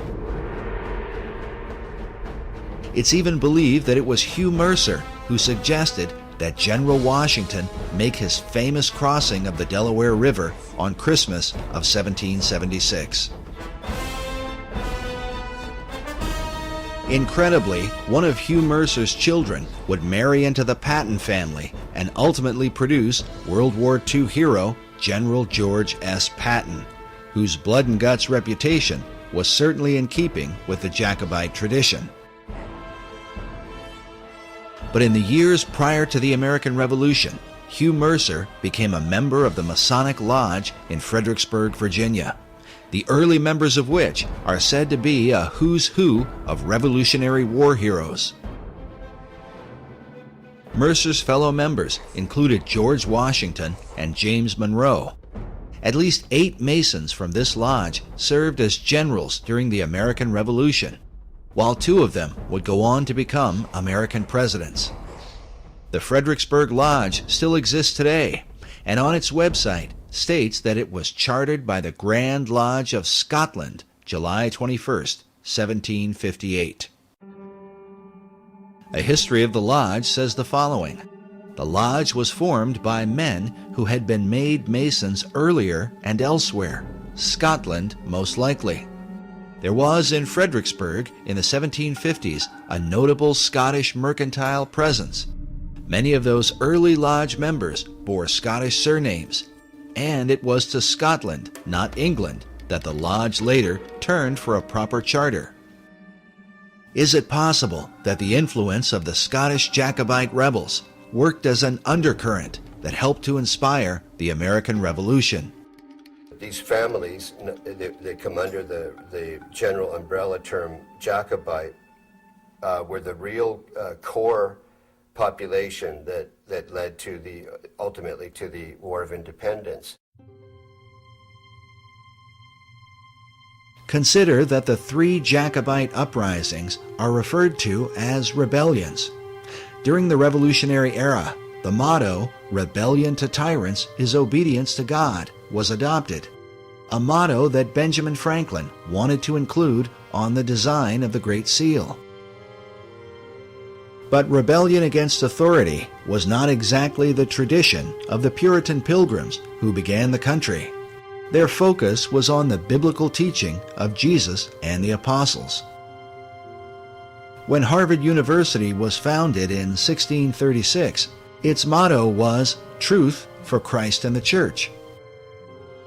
Harvard's statement of purpose went on to say that the main end of life and studies is to know God and Jesus Christ, which is eternal life. But by the Revolutionary era, references to God were more ambiguous, often referring to the guidance of divine providence. It has been noted that the revolutionary founders were not known for quoting the sayings of Jesus Christ. They certainly mentioned his name or made reference to Christianity. They said things like, "No king but King Jesus." But his teachings were absent from their writings.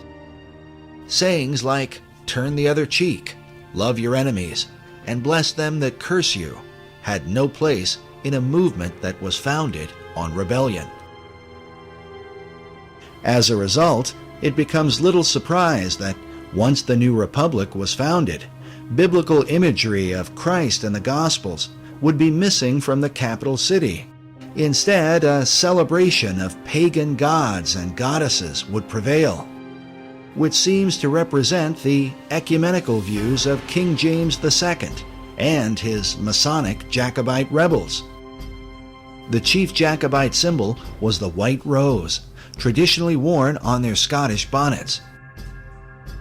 This dagger features a Jacobite rose with a pentagram in the center. Notice that the pentagram has a dot in the middle, which usually signifies the sun. The 5 points of the star symbolize the rotation of Venus around the Sun, forming a pentagram over an 8-year cycle.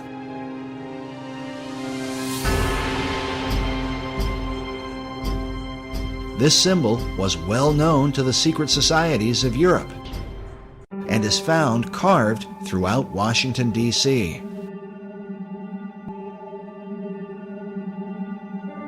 In light of these things, the question Americans today should ask is, if the idea of rebellion was in obedience to God, what God did they mean?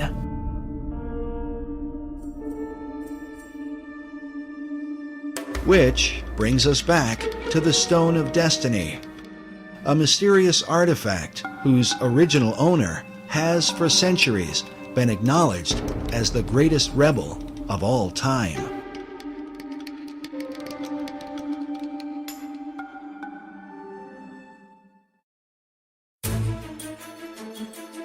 The belief is that the real stone was not captured by the English in 1296, but was somehow hidden away by the Scots. Buff Perry believes that centuries later, the Jacobites brought the stone with them to America. To bring it over here was to, first of all, find refuge or sanctuary for it, but also to indicate this is where the Jacobite revolution might really be successful. 1715, the first rebellion, 1745, the second, and then we have the 1770s with the Declaration of Independence. We have the Boston Tea Party, then we have the sort of prolonged war of independence, all brought about by these same people. So foundation stone, meaning this stone now is going to be placed here where the order will have its ultimate political fruition and success. Well, this is Helena Roerich, a painting of her, I believe by Nicholas, and she's bearing the white rose, which came to mean what you swear an oath of secrecy in relation to. And the Jacobites would swear sub rosa with a single white rose. Her left hand, hand and elbow, are right alongside of the casket. The symbology is extremely interesting. Just the bearing of the white rose alone is, to me, highly suggestive of what she felt to be a secret mission that was associated with this stone that they received. It seems clear that their secret mission had to do with creating a one-world order through the League of Nations and by supporting the New Deal, which both FDR and Henry Wallace believed was the new order of the ages. It was during FDR's administration that the National Archives building was completed, with the figure of what appears to be a perfected man carved upon it. The figure is called Destiny. With the word destiny used repeatedly by the key figures who influenced the dollar bill, FDR, Wallace, and Manly Hall, is it possible that they all believed the Stone of Destiny had come to America through Nicholas Roerich? But exactly what destiny they had in mind for America and the world must give us pause when we consider the full history of the stone. According to an ancient legend, the stone that fell from heaven is a jewel that was cut from the crown of Lucifer himself.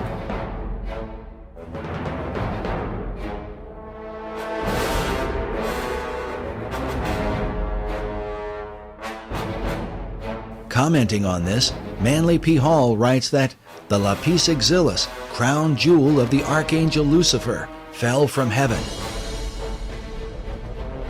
Michael, archangel of the sun, at the head of the angelic hosts, swooped down upon Lucifer.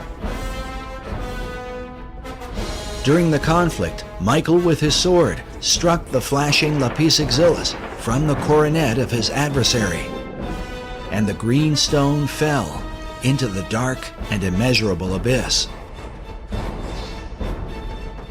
Hall goes on to say that out of Lucifer's radiant gem was fashioned the Sangreal, or Holy Grail, from which Christ is said to have drunk at the Last Supper.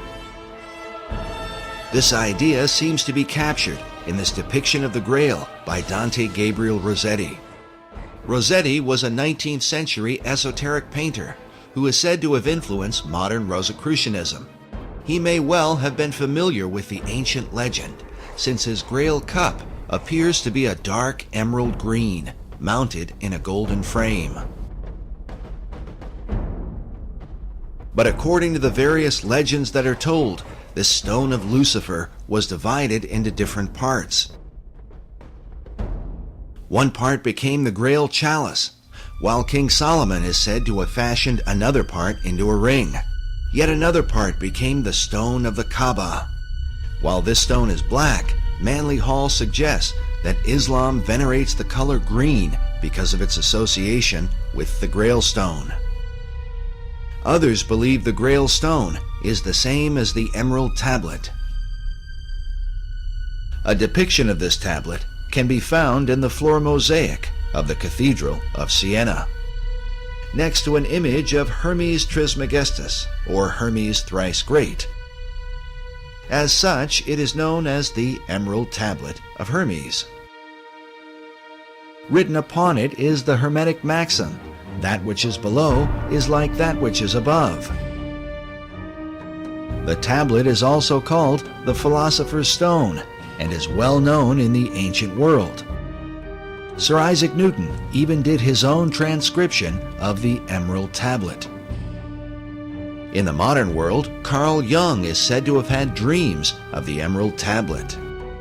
Manly Hall obviously knew about it and even published his own illustration. Hall writes that the oldest and most revered of all the alchemical formulae is the sacred Emerald Tablet of Hermes. In her book on the Merovingian mythos, occult author Tracy Twyman writes that the story of the Emerald Tablet of Hermes appears to be yet another incarnation of the Grail as stone. She goes on to say, the legend connected to these items and the stone they came from relate that the stone bounced off Cain's head as it fell to earth, leaving a scar on his forehead in the shape of a red serpent, the mark of Cain. This is what the Grail as stone represents.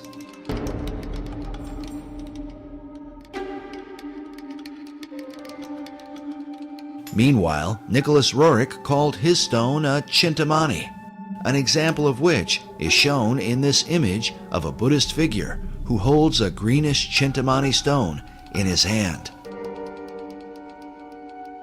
While the legends of these stones vary and researchers often disagree, it is curious that both Roerich and Manly Hall used the same variant spelling of Eschenbach's term for the Grail stone. Eschenbach wrote lapsit exilis rather than lapis exilis. In each of their writings, both Roerich and Hall used the term lapis exilis. This might be written off as mere coincidence, if not for the fact that Hall was meeting with Roerich in the upper penthouse of the master building. This suggests that they had the same understanding of the stone. Furthermore, both men were involved, along with Henry Wallace, in the theosophical teachings of Madame H.P. Blavatsky, who openly asserted the ancient Gnostic belief that the true God is Lucifer. As such, for Roerich to have a piece of Lucifer's gemstone would have had great significance. Dr. Obadiah Harris explained to us the importance of Madame Blavatsky to Manly Hall and to his writings about the founding and destiny of America. There's another important lady over here that Mr. Hall wanted to honor, and that is Helen Blavatsky. a Russian woman. By the way, her little house in Russia, and I understand now, is a National Museum. But in the early days, he wanted to pay tribute to her contribution, and she was the co-founder of the Theosophical Society, whose headquarters now is in India. She wrote Isis Unveiled, The Secret Doctrine, and it is said, I don't know if this is true, but she died in 1891. Manly Hall was born in 1901, but it is said that he had read The Secret Doctrine by the time he was 12 years old and understood it. So there's a feeling that Manly Hall had a bond with this woman, a kind of spiritual bond, and that when he wrote Secret Teachings of America, he was really writing the next book for her secret teaching, secret doctrine, that he was taking it farther, and he did. So he felt that in her was a kind of something of the isthmus of the spirit that gave birth to the Philosophical Research Society. If what Dr. Harris says is true, then Hall founded his entire society on the Luciferian doctrines of Madame H.P. Blavatsky. Well, Manly Hall, of course, really was one of the leaders of this whole world esoteric movement for probably 70 years or more. And he wrote extensively about the ancient mysteries, and he eventually joined the Masons and, of course, moved up very rapidly to 33rd degree Mason, and then to the upper levels of Masonry, which are truly into the Luciferian, which most Masons have no idea even exists. In his writings, Hall said that when the Mason learns the mystery of his craft, the seething energies of Lucifer are in his hands. This quote comes from the book The Lost Keys of Freemasonry that was first published in 1923, the same year the casket had been delivered to the Roriks in Paris. The Luciferian Freemasonry described by Hall could very well have been known by such Masons as Henry Wallace and FDR, especially if FDR was so familiar with Hall that he sent emissaries to Hall's library. Also consider that FDR's successor, Harry Truman, a fellow Mason, had Hall's books on his shelves.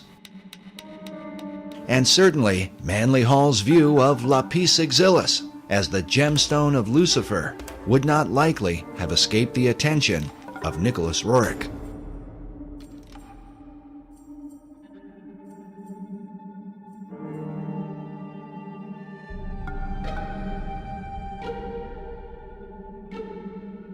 Despite Roerich's international mystique and influence in the Oval Office, he eventually suffered a sudden and sharp decline.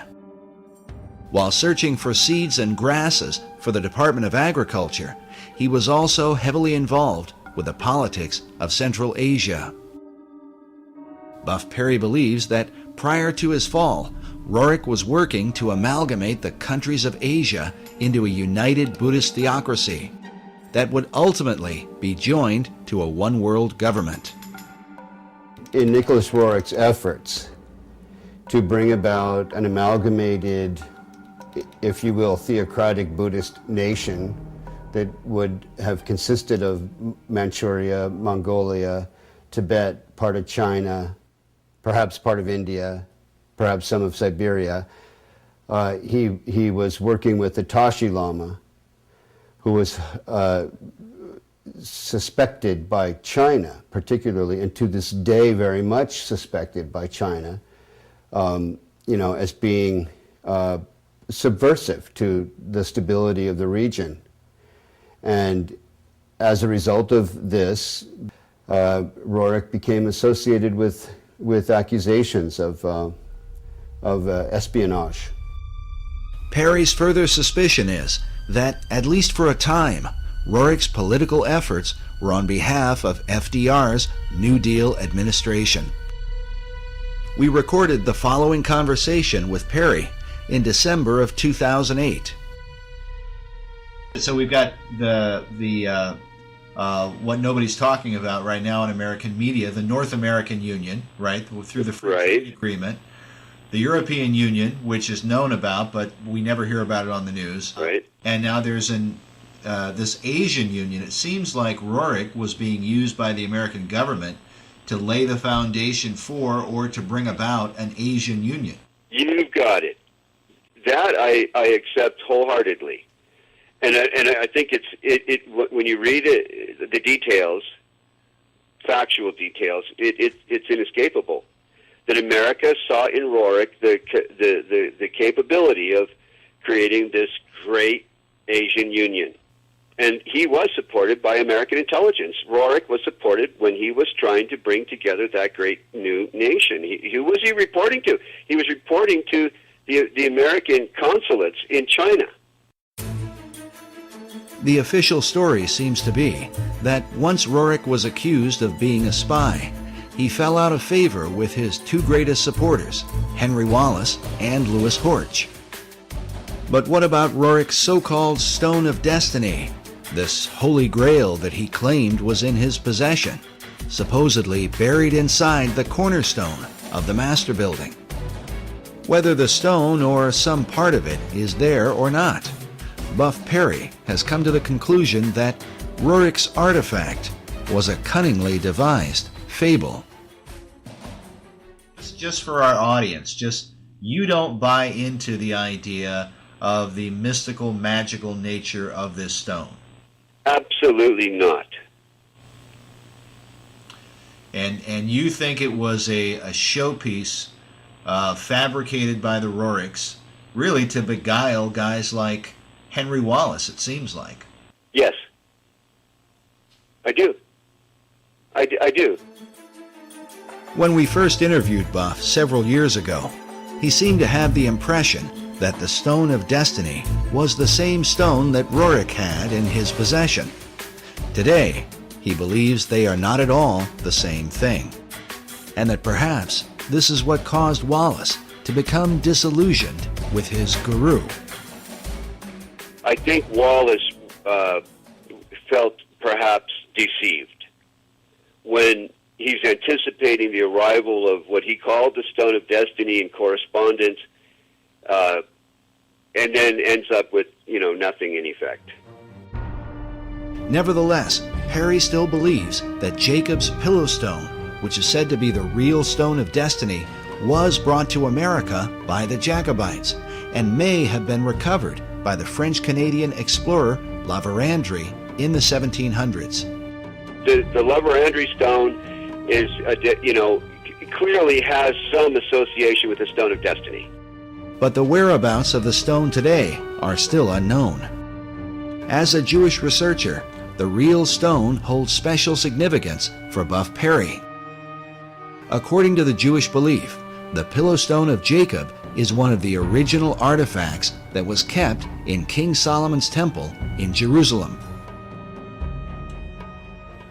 The stone, variously called the Stone of Destiny, Foundation Stone, Pillow Stone of Jacob, and other titles, is expected and is necessary to be in Jerusalem for the final construction of the final temple. The Jews believe that that temple, and not all Jews, but most of the Jews today, active in rabbinical orders that are preparing to, conduct all the rituals in the final temple as we speak, believe that all articles that were in Solomon's temple have to be returned if they're known to exist. If they're not known to exist, then it's a different matter. But all those that are known to exist must be returned and would then go into use again in the final temple. Buff believes that Nicholas and Helena Roerich aligned their Chintamani stone with the Stone of Destiny in order to sensationalize their own cause. But others continue to believe that Roerich's stone was from the stars and had real power.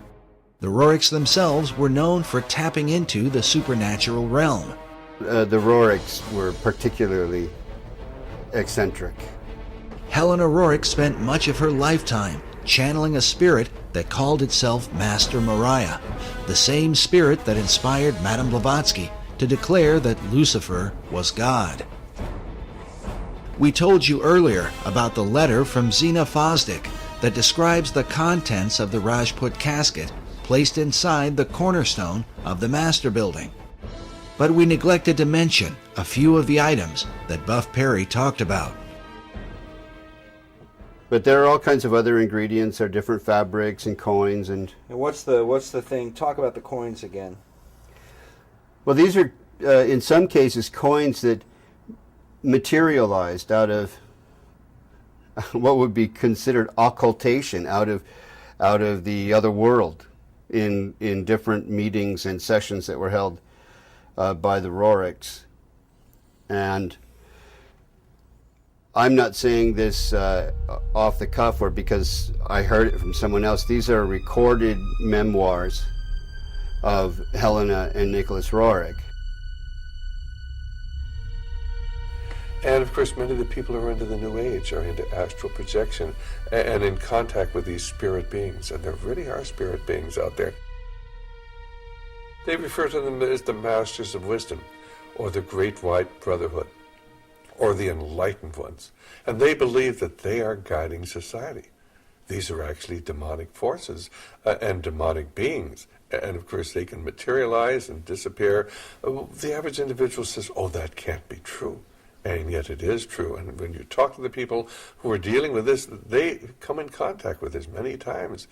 They have accessed this other dimension, which is truly a demonic dimension. And of course, tragically, it's becoming increasingly apparent here in America as we turn our back on God, and we're not really a secular society. We've gone from being a Christian society to a secular society, and now a society dominated by the occult forces, of which are intent upon ruling the world. If it's true that the Roriks were in contact with the spirit realm, is it then possible that these same powers could have somehow influenced the design of the dollar bill?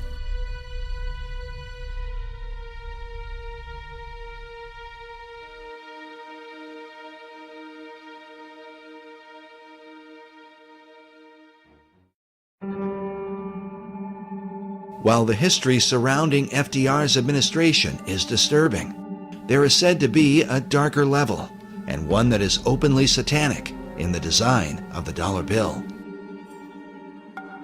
These allegations begin with a group founded in Bavaria in 1776, known as the Illuminati. The order was founded by a man named Adam Weishaupt, with the alleged purpose of perfecting society. The symbolism of the dollar bill, Adam Weishaupt, do you really think it has anything to do with the Illuminati, in your opinion? Is the Illuminati to be defined as Freemasons and Rosicrucians and other secret society members? If that's the case, then yes, I believe the symbol on the dollar bill, the truncated pyramid, is directly related to the Illuminati, because Roerich was the Illuminati. In the 18th century, the original order was thought to have a bloodthirsty agenda, and it was believed that they secretly worshiped Lucifer. George Washington warned about the Illuminati in his letters, while Thomas Jefferson and Benjamin Franklin were thought to be members of its inner circle. Which brings us to our next speaker. He claims to have been raised in a modern Illuminati family that dates back to the 1700s. He says that, as a child, he was made to practice black magic and witchcraft. His name is Doc Marquis. My family goes back into the Illuminati all the way back to 1789. Of course, we have no way of either confirming or denying Doc's claims, but it is worth noting that he has acted as an expert on the occult for law enforcement and the FBI. According to his publisher, in the past he has appeared on and consulted for Geraldo Rivera and Oprah Winfrey, and for shows like Hard Copy, Inside Edition, and Unsolved Mysteries.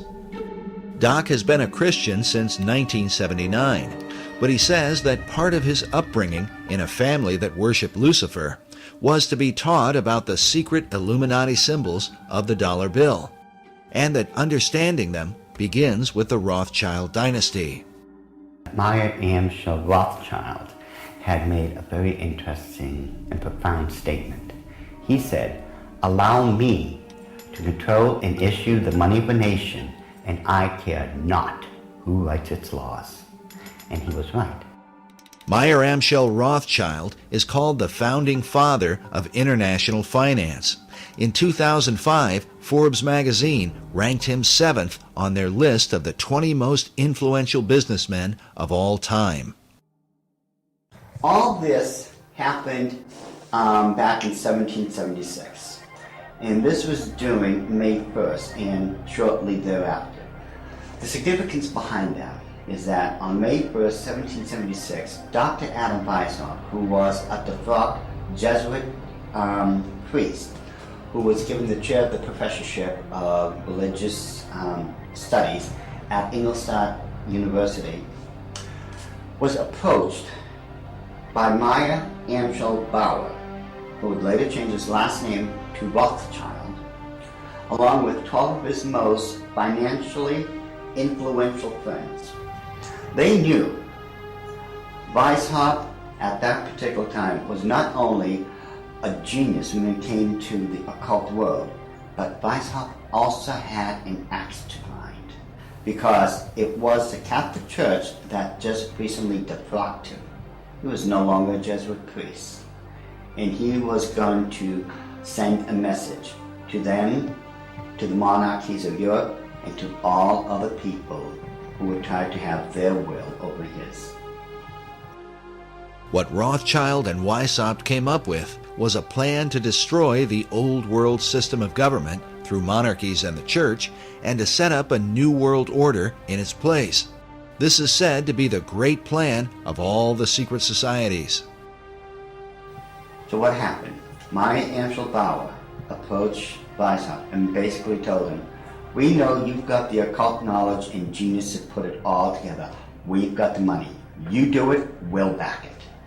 Just to paraphrase what really happened.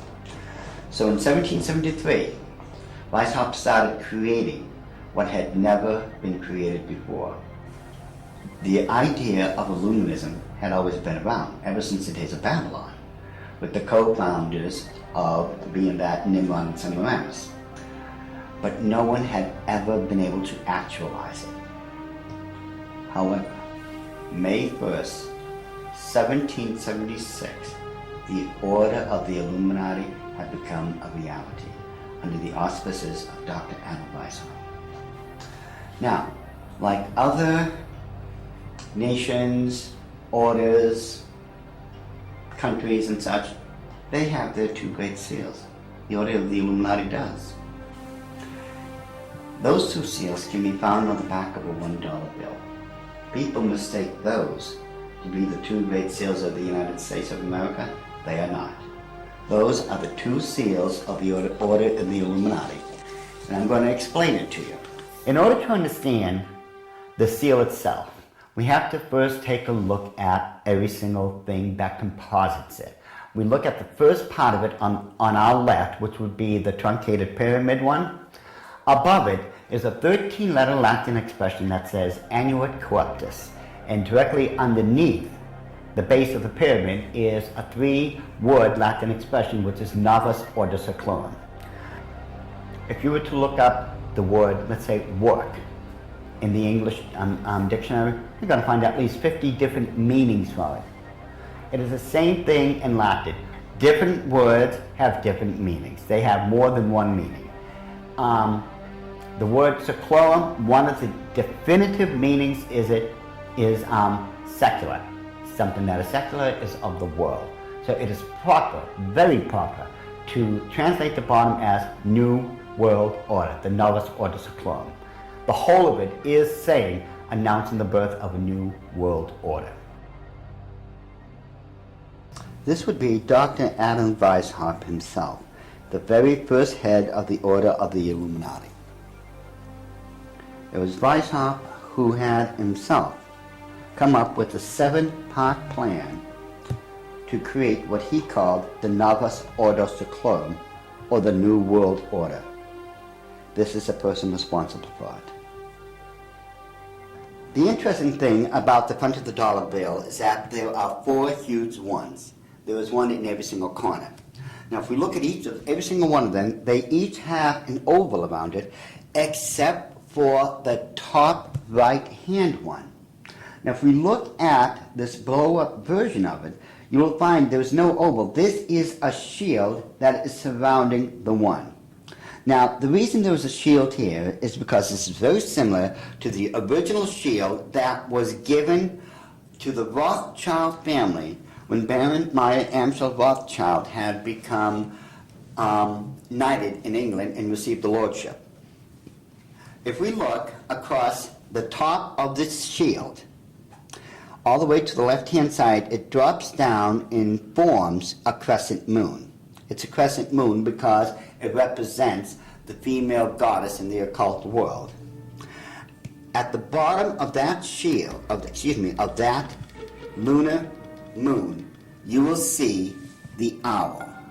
And it's very obvious once you take a good look at that part of the crescent moon. And it is the same Illuminati owl that is being worshipped at the Bohemian Grove in California by those members of the Bohemian Grove, where presidents, premiers, kings and queens and heads of nations throughout this world have met. You can tell just by looking at this photo, that is a 40-foot owl. It is made out of oak, and that the worshippers are surrounding that fire pit around that altar, which is easily reflected in the lake around them. This is definitely the owl of the Illuminati. The rituals performed at the Bohemian Grove are occult and idolatrous. One of them, called the cremation of care, is supposed to be a mock human sacrifice, though some suggest that real killings take place.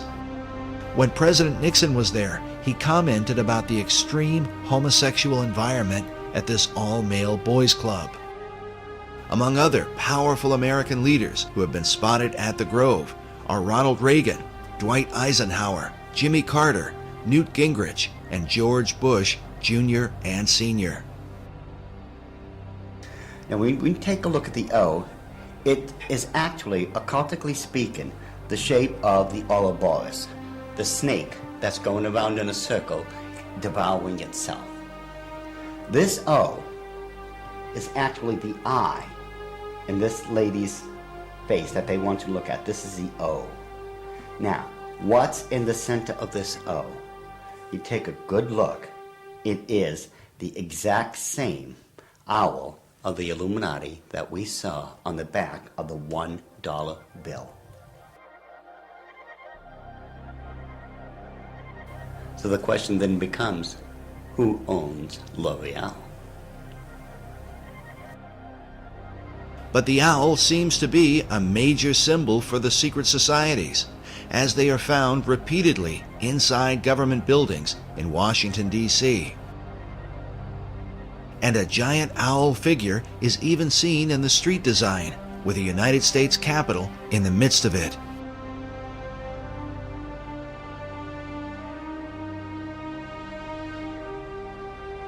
Now the Druids from the Gaelic Druid means men of oak.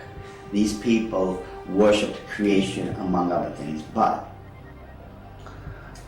their sacred symbol was the owl because the ancient god of magic and of the hunt was Pallas Athena. Her bird was the owl, and that owl represented wisdom. It always has. Pallas Athena was also the goddess figure who was said to inspire Sir Francis Bacon. But now look at this owl seal at the Bohemian Grove, where it says, "Weaving spiders come not here." While the line is taken from Shakespeare's Midsummer Night's Dream, could this also be a veiled reference to what seems like a spiderweb design that forms the background of the dollar bill? Are there additional secrets hidden there Now, I'm sure you've heard of a Rorschach smear or the Rorschach ink blot test as created by Dr. Rorschach himself. You see the ink in the forefront and everything else is in the background. This way your subconscious mind is supposed to pick up on what's on the foreground and you're supposed to be able to tell what you are subconsciously seeing. Notice how it's very busy. Lot of intersection diagonally lines, you can't make out what's there. But let's get rid of the background noise, get rid of all the diagonal lines that doesn't belong there, and let's reverse the principle of Rorschach and take what's in the background and bring it to the forefront and see what's there. Because once we do that, we find out it's quite obvious that there is another Illuminati owl and that it is perched on something that looks like an arrow. That is what they don't want you to see. Once you see this owl here and compare it to the other one on the left-hand side of it, it becomes very obvious that this is an owl. You can now begin to distinguish beyond all that busy signals and such that they don't want you to look through. Yet, they place there in honor of their totem bird, the owl of wisdom, which is the totem bird because their god, Lucifer, was supposed to have been the wisest of all of God's creation. Wisdom of Lucifer, wisdom into the bird, wisdom into the word Illuminati. Therefore, the chain of wisdom is followed all the way through. All right, now, did they teach you this in the Illuminati? Yes.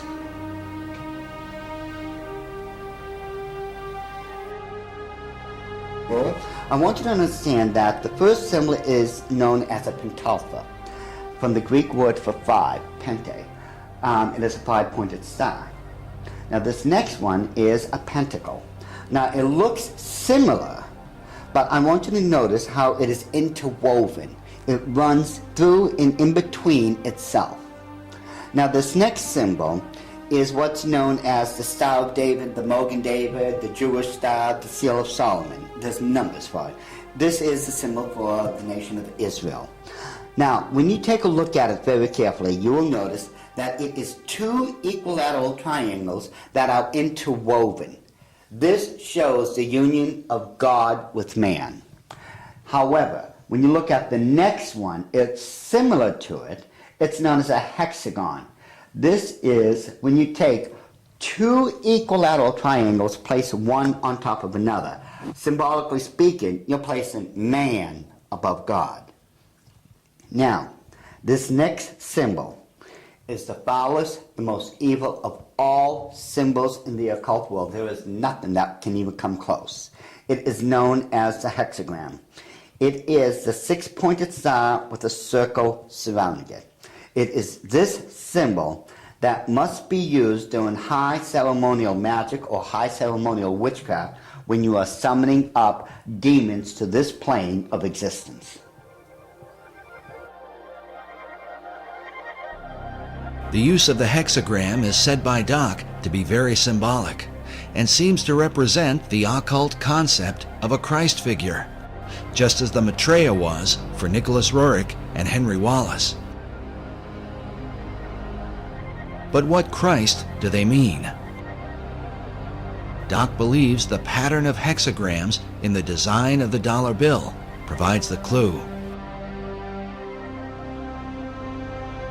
If we take a look at the 13 stars directly above the head of the eagle and connect the dots, you will see where the very first hexagram is located. And if you notice that surrounding the hexagram is the 28 guidelines that make a circle. Now, inside every single point, the 6 points, is a star. There are 6 of them. They surround now the 7 stars. Remember, 6 is the number of man, 7 is the number of God. Now, it is man that is surrounding God or is placed above God. If what Doc is saying is true, This could represent the person the Bible calls the man of sin, who opposes and exalts himself above all that is called God or that is worshipped. Doc's interpretation seems to also fit the worship of Lucifer, for in the Bible, Lucifer declares that he will exalt his throne above the stars of God. Next, Doc claims a second hexagram can be found by connecting the various points where the much talked about number 13 is represented. And don't try to tell me it's the 13 colonies. There are 13 stars above the eagle's head, 13 stripes in the shield, 13 leaves on the olive branch, 13 arrows in the eagle's talon, and then 13 letters in the phrase E pluribus unum, which makes for 2 points on either side of the eagle's head, for the 6 points total of the hexagram. If we take a close look at the same seal and connect all the 13s together, just like we did when we were kids, when we were playing that game, connect the dots. Once we connect all the 13s, it becomes very apparent where the second hexagram can be found. In this one, which is very obvious, already comes with a circle around it.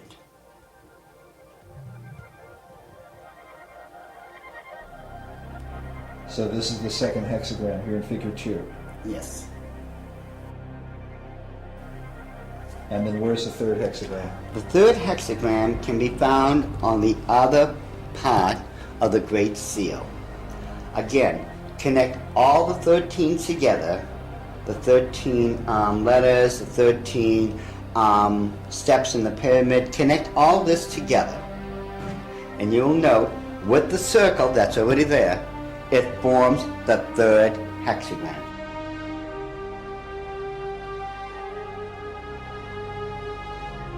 In other words, a 6, a 6, and a 6. A 6, 6, 6. Doc has deciphered a code that, if there, would glorify Lucifer's Messiah, whom the Bible calls the beast or Antichrist. In the book of Revelation, it reads, "Here is wisdom. Let him that hath understanding count the number of the beast, for it is the number of a man, and his number is 666." Could there really be 3 6-pointed hexagrams on the dollar bill?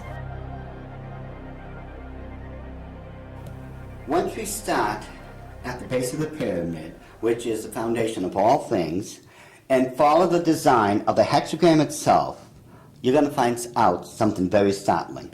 We go from the M and follow the symbol all the way up to the A. The A cuts directly underneath the eye of Lucifer all the way to the S. The S connects all the way down. It goes in between the V and the I and connects all the way to the O. And following the symbol, the O connects up and over along the symbol of the hexagram to the word N. In perfect sequence, it's M-A-S-O-N, Mason. It's not what a lot of other people have espoused, that the symbol connects down to the M in seclorum and that the word is an anagram or something like that. Those people who are doing that obviously don't know what they're talking about, or they don't know how to plagiarize me correctly. Because the Order of the Illuminati have stated, and always will state, this is perfectly spelled out to be M-A-S-O-N, Mason. This points conclusively that the Masons have been involved in the Order of the Illuminati. This was back during the Council of Wilhelmsbad, which would have been July 16, 1782.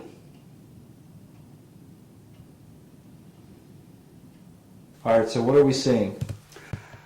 Now, if we look at the bottom one of the reverse side of the dollar bill, you'll see on the right-hand side that, again, there's a lot of busy intersecting diagonal lines. Yet, if we apply the same principle we just used to reveal the hidden hours of the Illuminati and apply it, we will find that there is now a skull-faced winged demon. And it is very obvious, once you take away the background, the busy noise, it becomes very apparent what it is and that it's been there all along. And if we just simply go and enlarge that section, just start with a small one, and just keep enlarging it, and enlarge it even more, even with the background noise there, as I call it, I think it becomes very apparent what we are now looking at. That it is still a skull-faced winged demon. And it is these demons that are protecting and blessing the two great seals of the Order of the Illuminati. And it would make perfect sense that it had to be demons used to protect these seals, since I am convinced it was those same demons that handed them over to Thomas Jefferson when they first created them. I am convinced, beyond all doubt, that that indeed was a demon sent up from the bowels of hell, probably under the direct orders of Lucifer himself.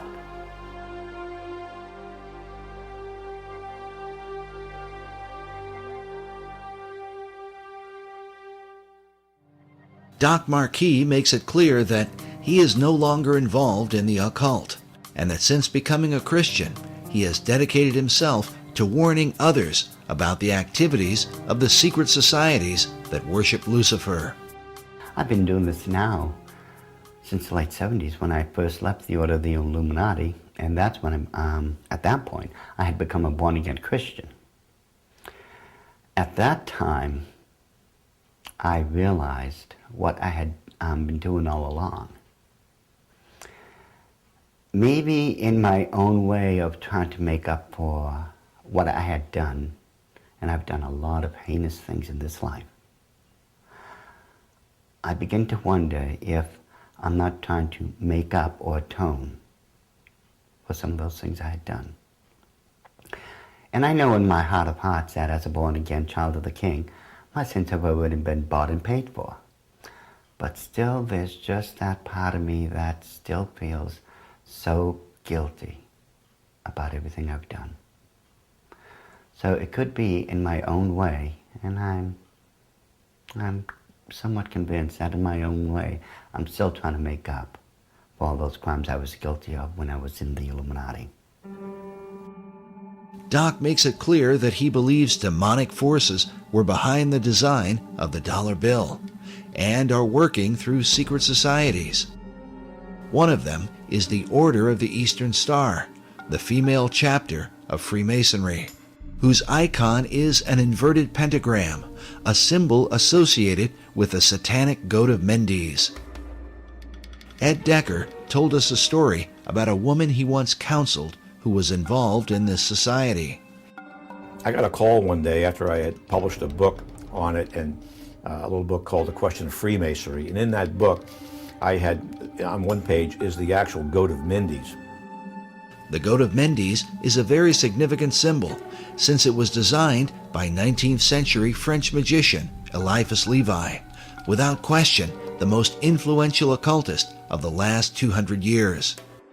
In his books, Levi glorified Lucifer and Satan, and his writings were quoted extensively by every major occult leader, including Albert Pike, Madame H.P. Blavatsky, and Manly P. Hall. Now listen carefully to Ed Decker's story. I got a call from someplace back in Pennsylvania, New Jersey, and this is years ago. And a lady called me up and she said, "I want to talk to you." She said, "I received a copy of your book. I am the head of the Eastern Star for my state." And she said, "Every time I go to another area of the state to do the induction of the leadership of the local chapters of the Eastern Star, I have these bad dreams, and it's like this demon comes in and attacks me in my bedroom, and it's this evil, evil thing. And it's beginning to bother me, and someone mentioned to me that, the Masons and the stuff that they do isn't really godly. You might want to study it a little bit. So she told me that she went to a Christian bookstore and asked them if they had anything on the Eastern Star or Freemasonry. And the lady said, in the mail, I had just gotten this booklet. It's called The Question of Freemasonry by this guy, Ed Decker. And she said, I opened the book, I opened it up to the page. It just opened to the page that you have the Goat of Mendes on there. And I looked at that, and that's the demon that's been coming into my room and attacking me when I'm going around the state and doing the inductions of the ladies of the Eastern Star. She said, I ran down 3 blocks to my husband's office, left my car right in the parking lot of the Christian bookstore, ran down there, got my husband out of his, I think he was an insurance agent or something, and said, look at this. They left there, went home, read the book, got on their knees, confessed it as sin, renounced it, and had that thing taken off their back. And from that time on, all that heaviness left her. When it went away, it just moved off her entire spirit. It was a spirit of darkness and evil. And it was the Goat of Mendes, the same thing that's on the Medal of Honor, the same thing that's built into the Capitol and the Mall and the White House, built in there. It's the same evil spirit.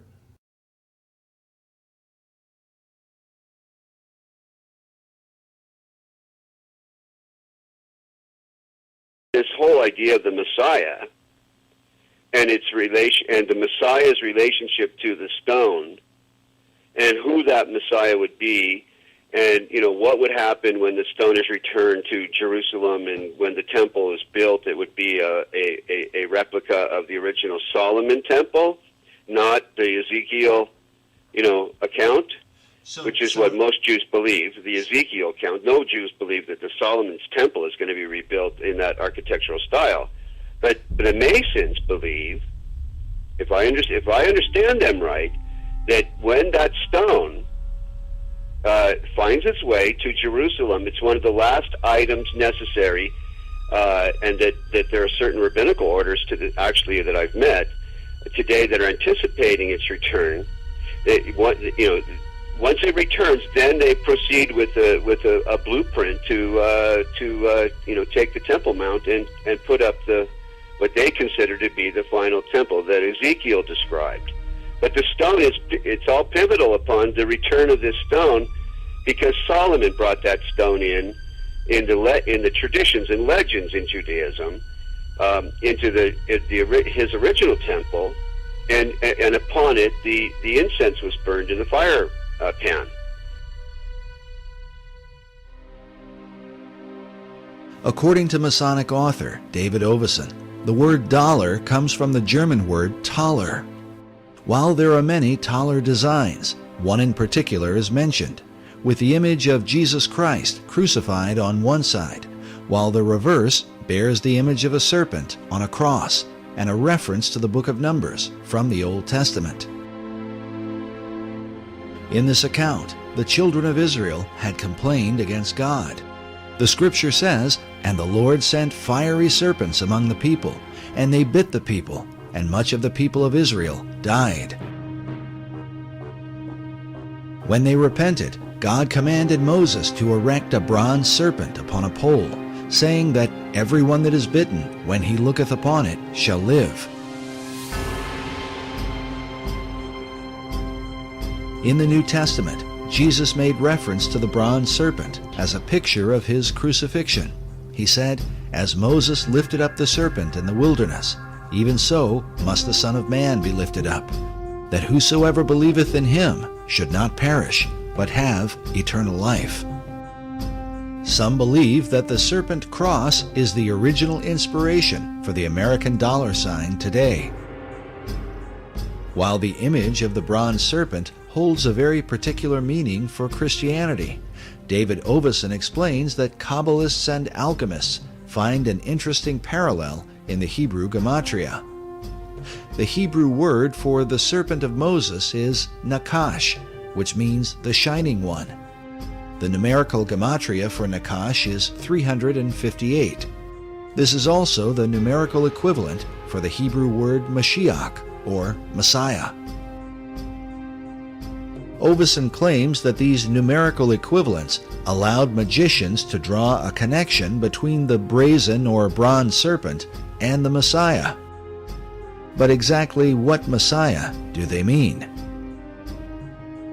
The phrase e pluribus unum, or out of many, one, appears in the banner held in the mouth of the American eagle.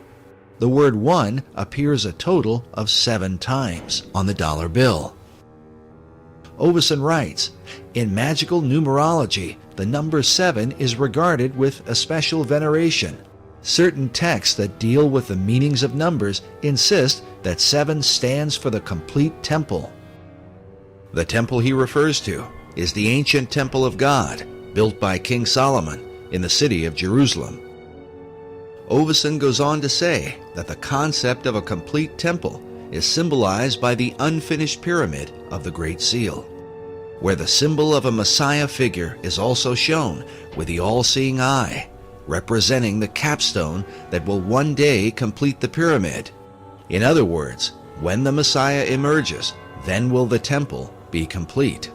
But just who this Messiah will be is the subject of intense debate, and the clues to his identity are said to be related to the temple itself.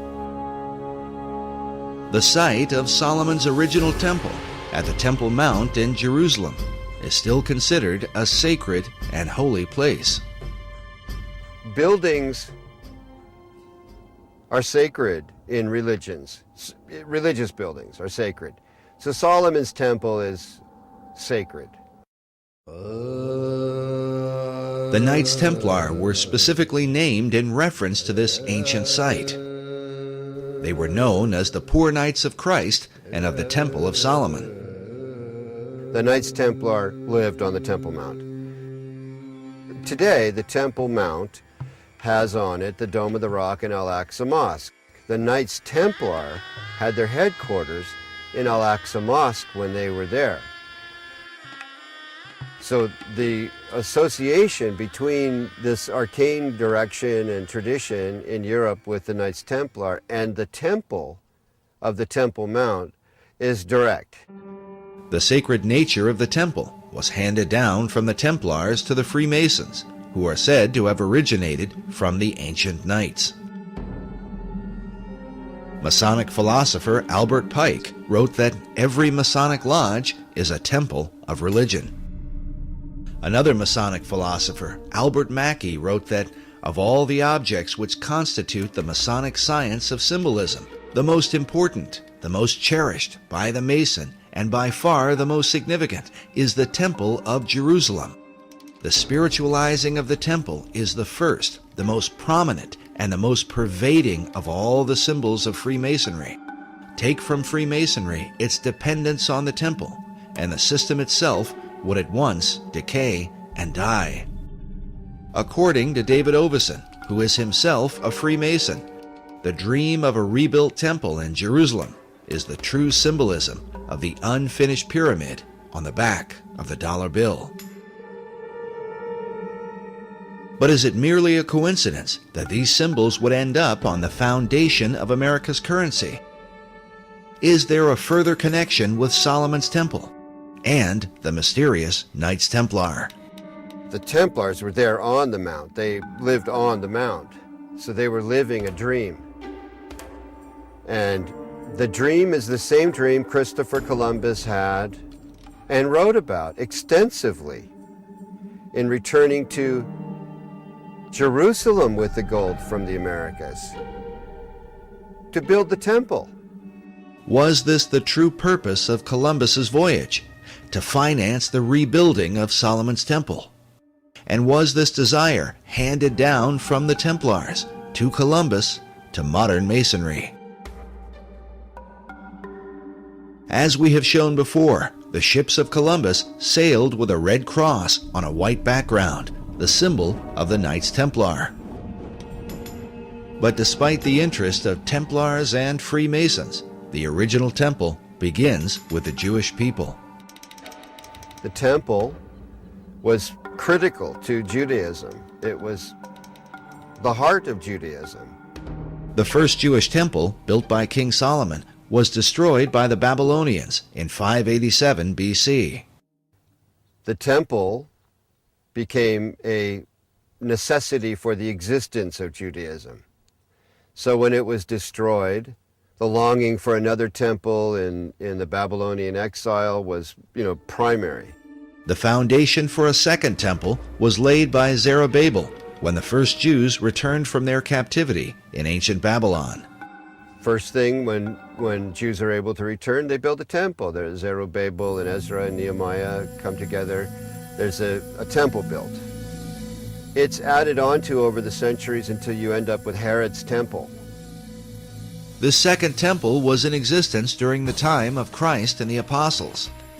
But it would also be destroyed, a terrible event that Jesus himself had prophesied. The scripture says that the disciples came to show Jesus the buildings of the temple, and Jesus said unto them, See ye not all of these things?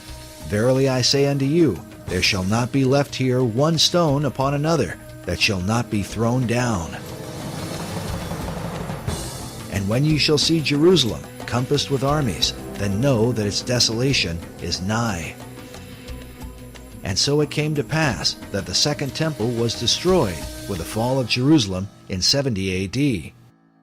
Yet in the aftermath of its terrible destruction would emerge the dream for a third temple, and what some believe will be the final temple of all time. This arcane connection to Freemasonry has its roots in the longing for the temple, the longing for the final temple, for the ultimate temple where Hagoyim, where non-Jews pray with Jews, as the old books, the last old books of the Old Testament predict will happen. When does that temple get built? The idea of a final temple is shared both by Jewish leaders and the Freemasons. Yet the two groups disagree on exactly what the final temple would be. There is a common history here and a common longing. They'll never end up with the same temple. Jewish wishes for the final temple really don't resemble what Masons want to have built on the Temple Mount, which is a replica of Solomon's temple. With their mysterious rituals and secret practices, the Masons are often accused of intoxicating the world, making it drunk with ideas of a new age and a new world order, all of which are engineered toward the fulfillment of the new Atlantis envisioned by Sir Francis Bacon. Could it be that this is what lies behind the concept of a third and final temple? It, to me, makes perfect sense that the new Atlantis, as understood in the Baconian tradition, involves the final temple, the spiritual headquarters, if you will, of the new Atlantis. The idea of that temple is central to Freemasonry, the Knights Templar, and of this there is no doubt. They've all expressed it. All these arcane societies have let it be known that this is really ultimately a central goal. They seem to all gravitate toward there being a temple, a need for a temple, except Orthodox Muslims who say, no, we're the last religion. These buildings are fine, thank you very much. Become a Muslim and you can pray in them and hang out on the Temple Mount, which is not going to happen. So that leads to a pretty ugly likelihood. If people who want a temple get their way, there's going to be a bloodbath there. Also, I believe it's spiritual because Satan has always desired God's place. That's why in Masonry you have Jebulon right there on the altar, Baal, the ruler of demons in the Masonic altar. And Masons are generally, obviously, being deceived. However, right there on the Temple Mount in Israel, you have the Dome of the Rock and the Golden Dome, the Black Dome.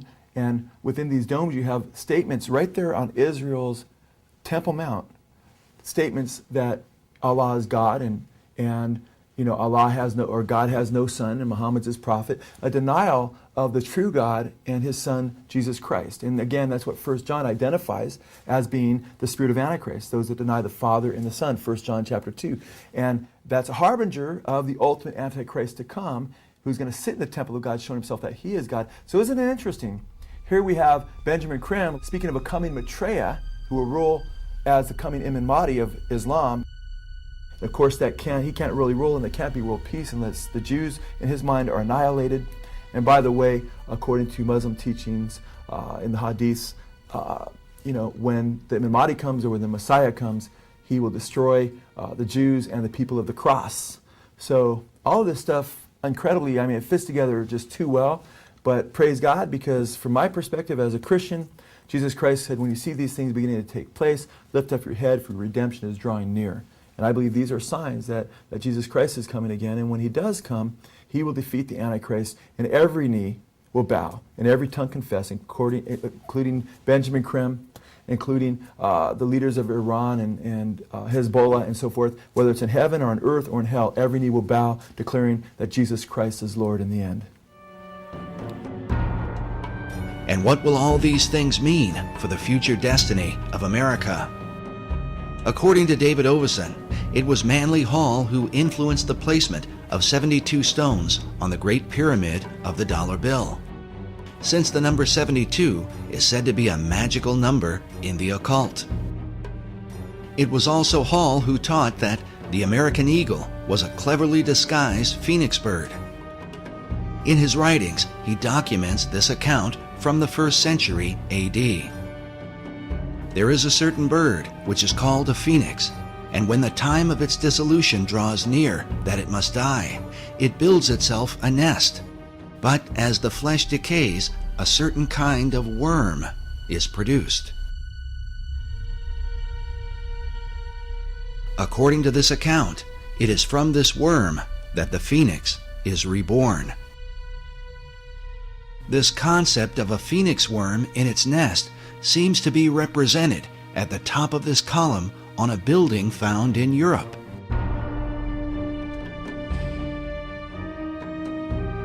But in Washington, D.C., up at the tops of the 72 columns of the National Archives building, we find nearly identical carvings,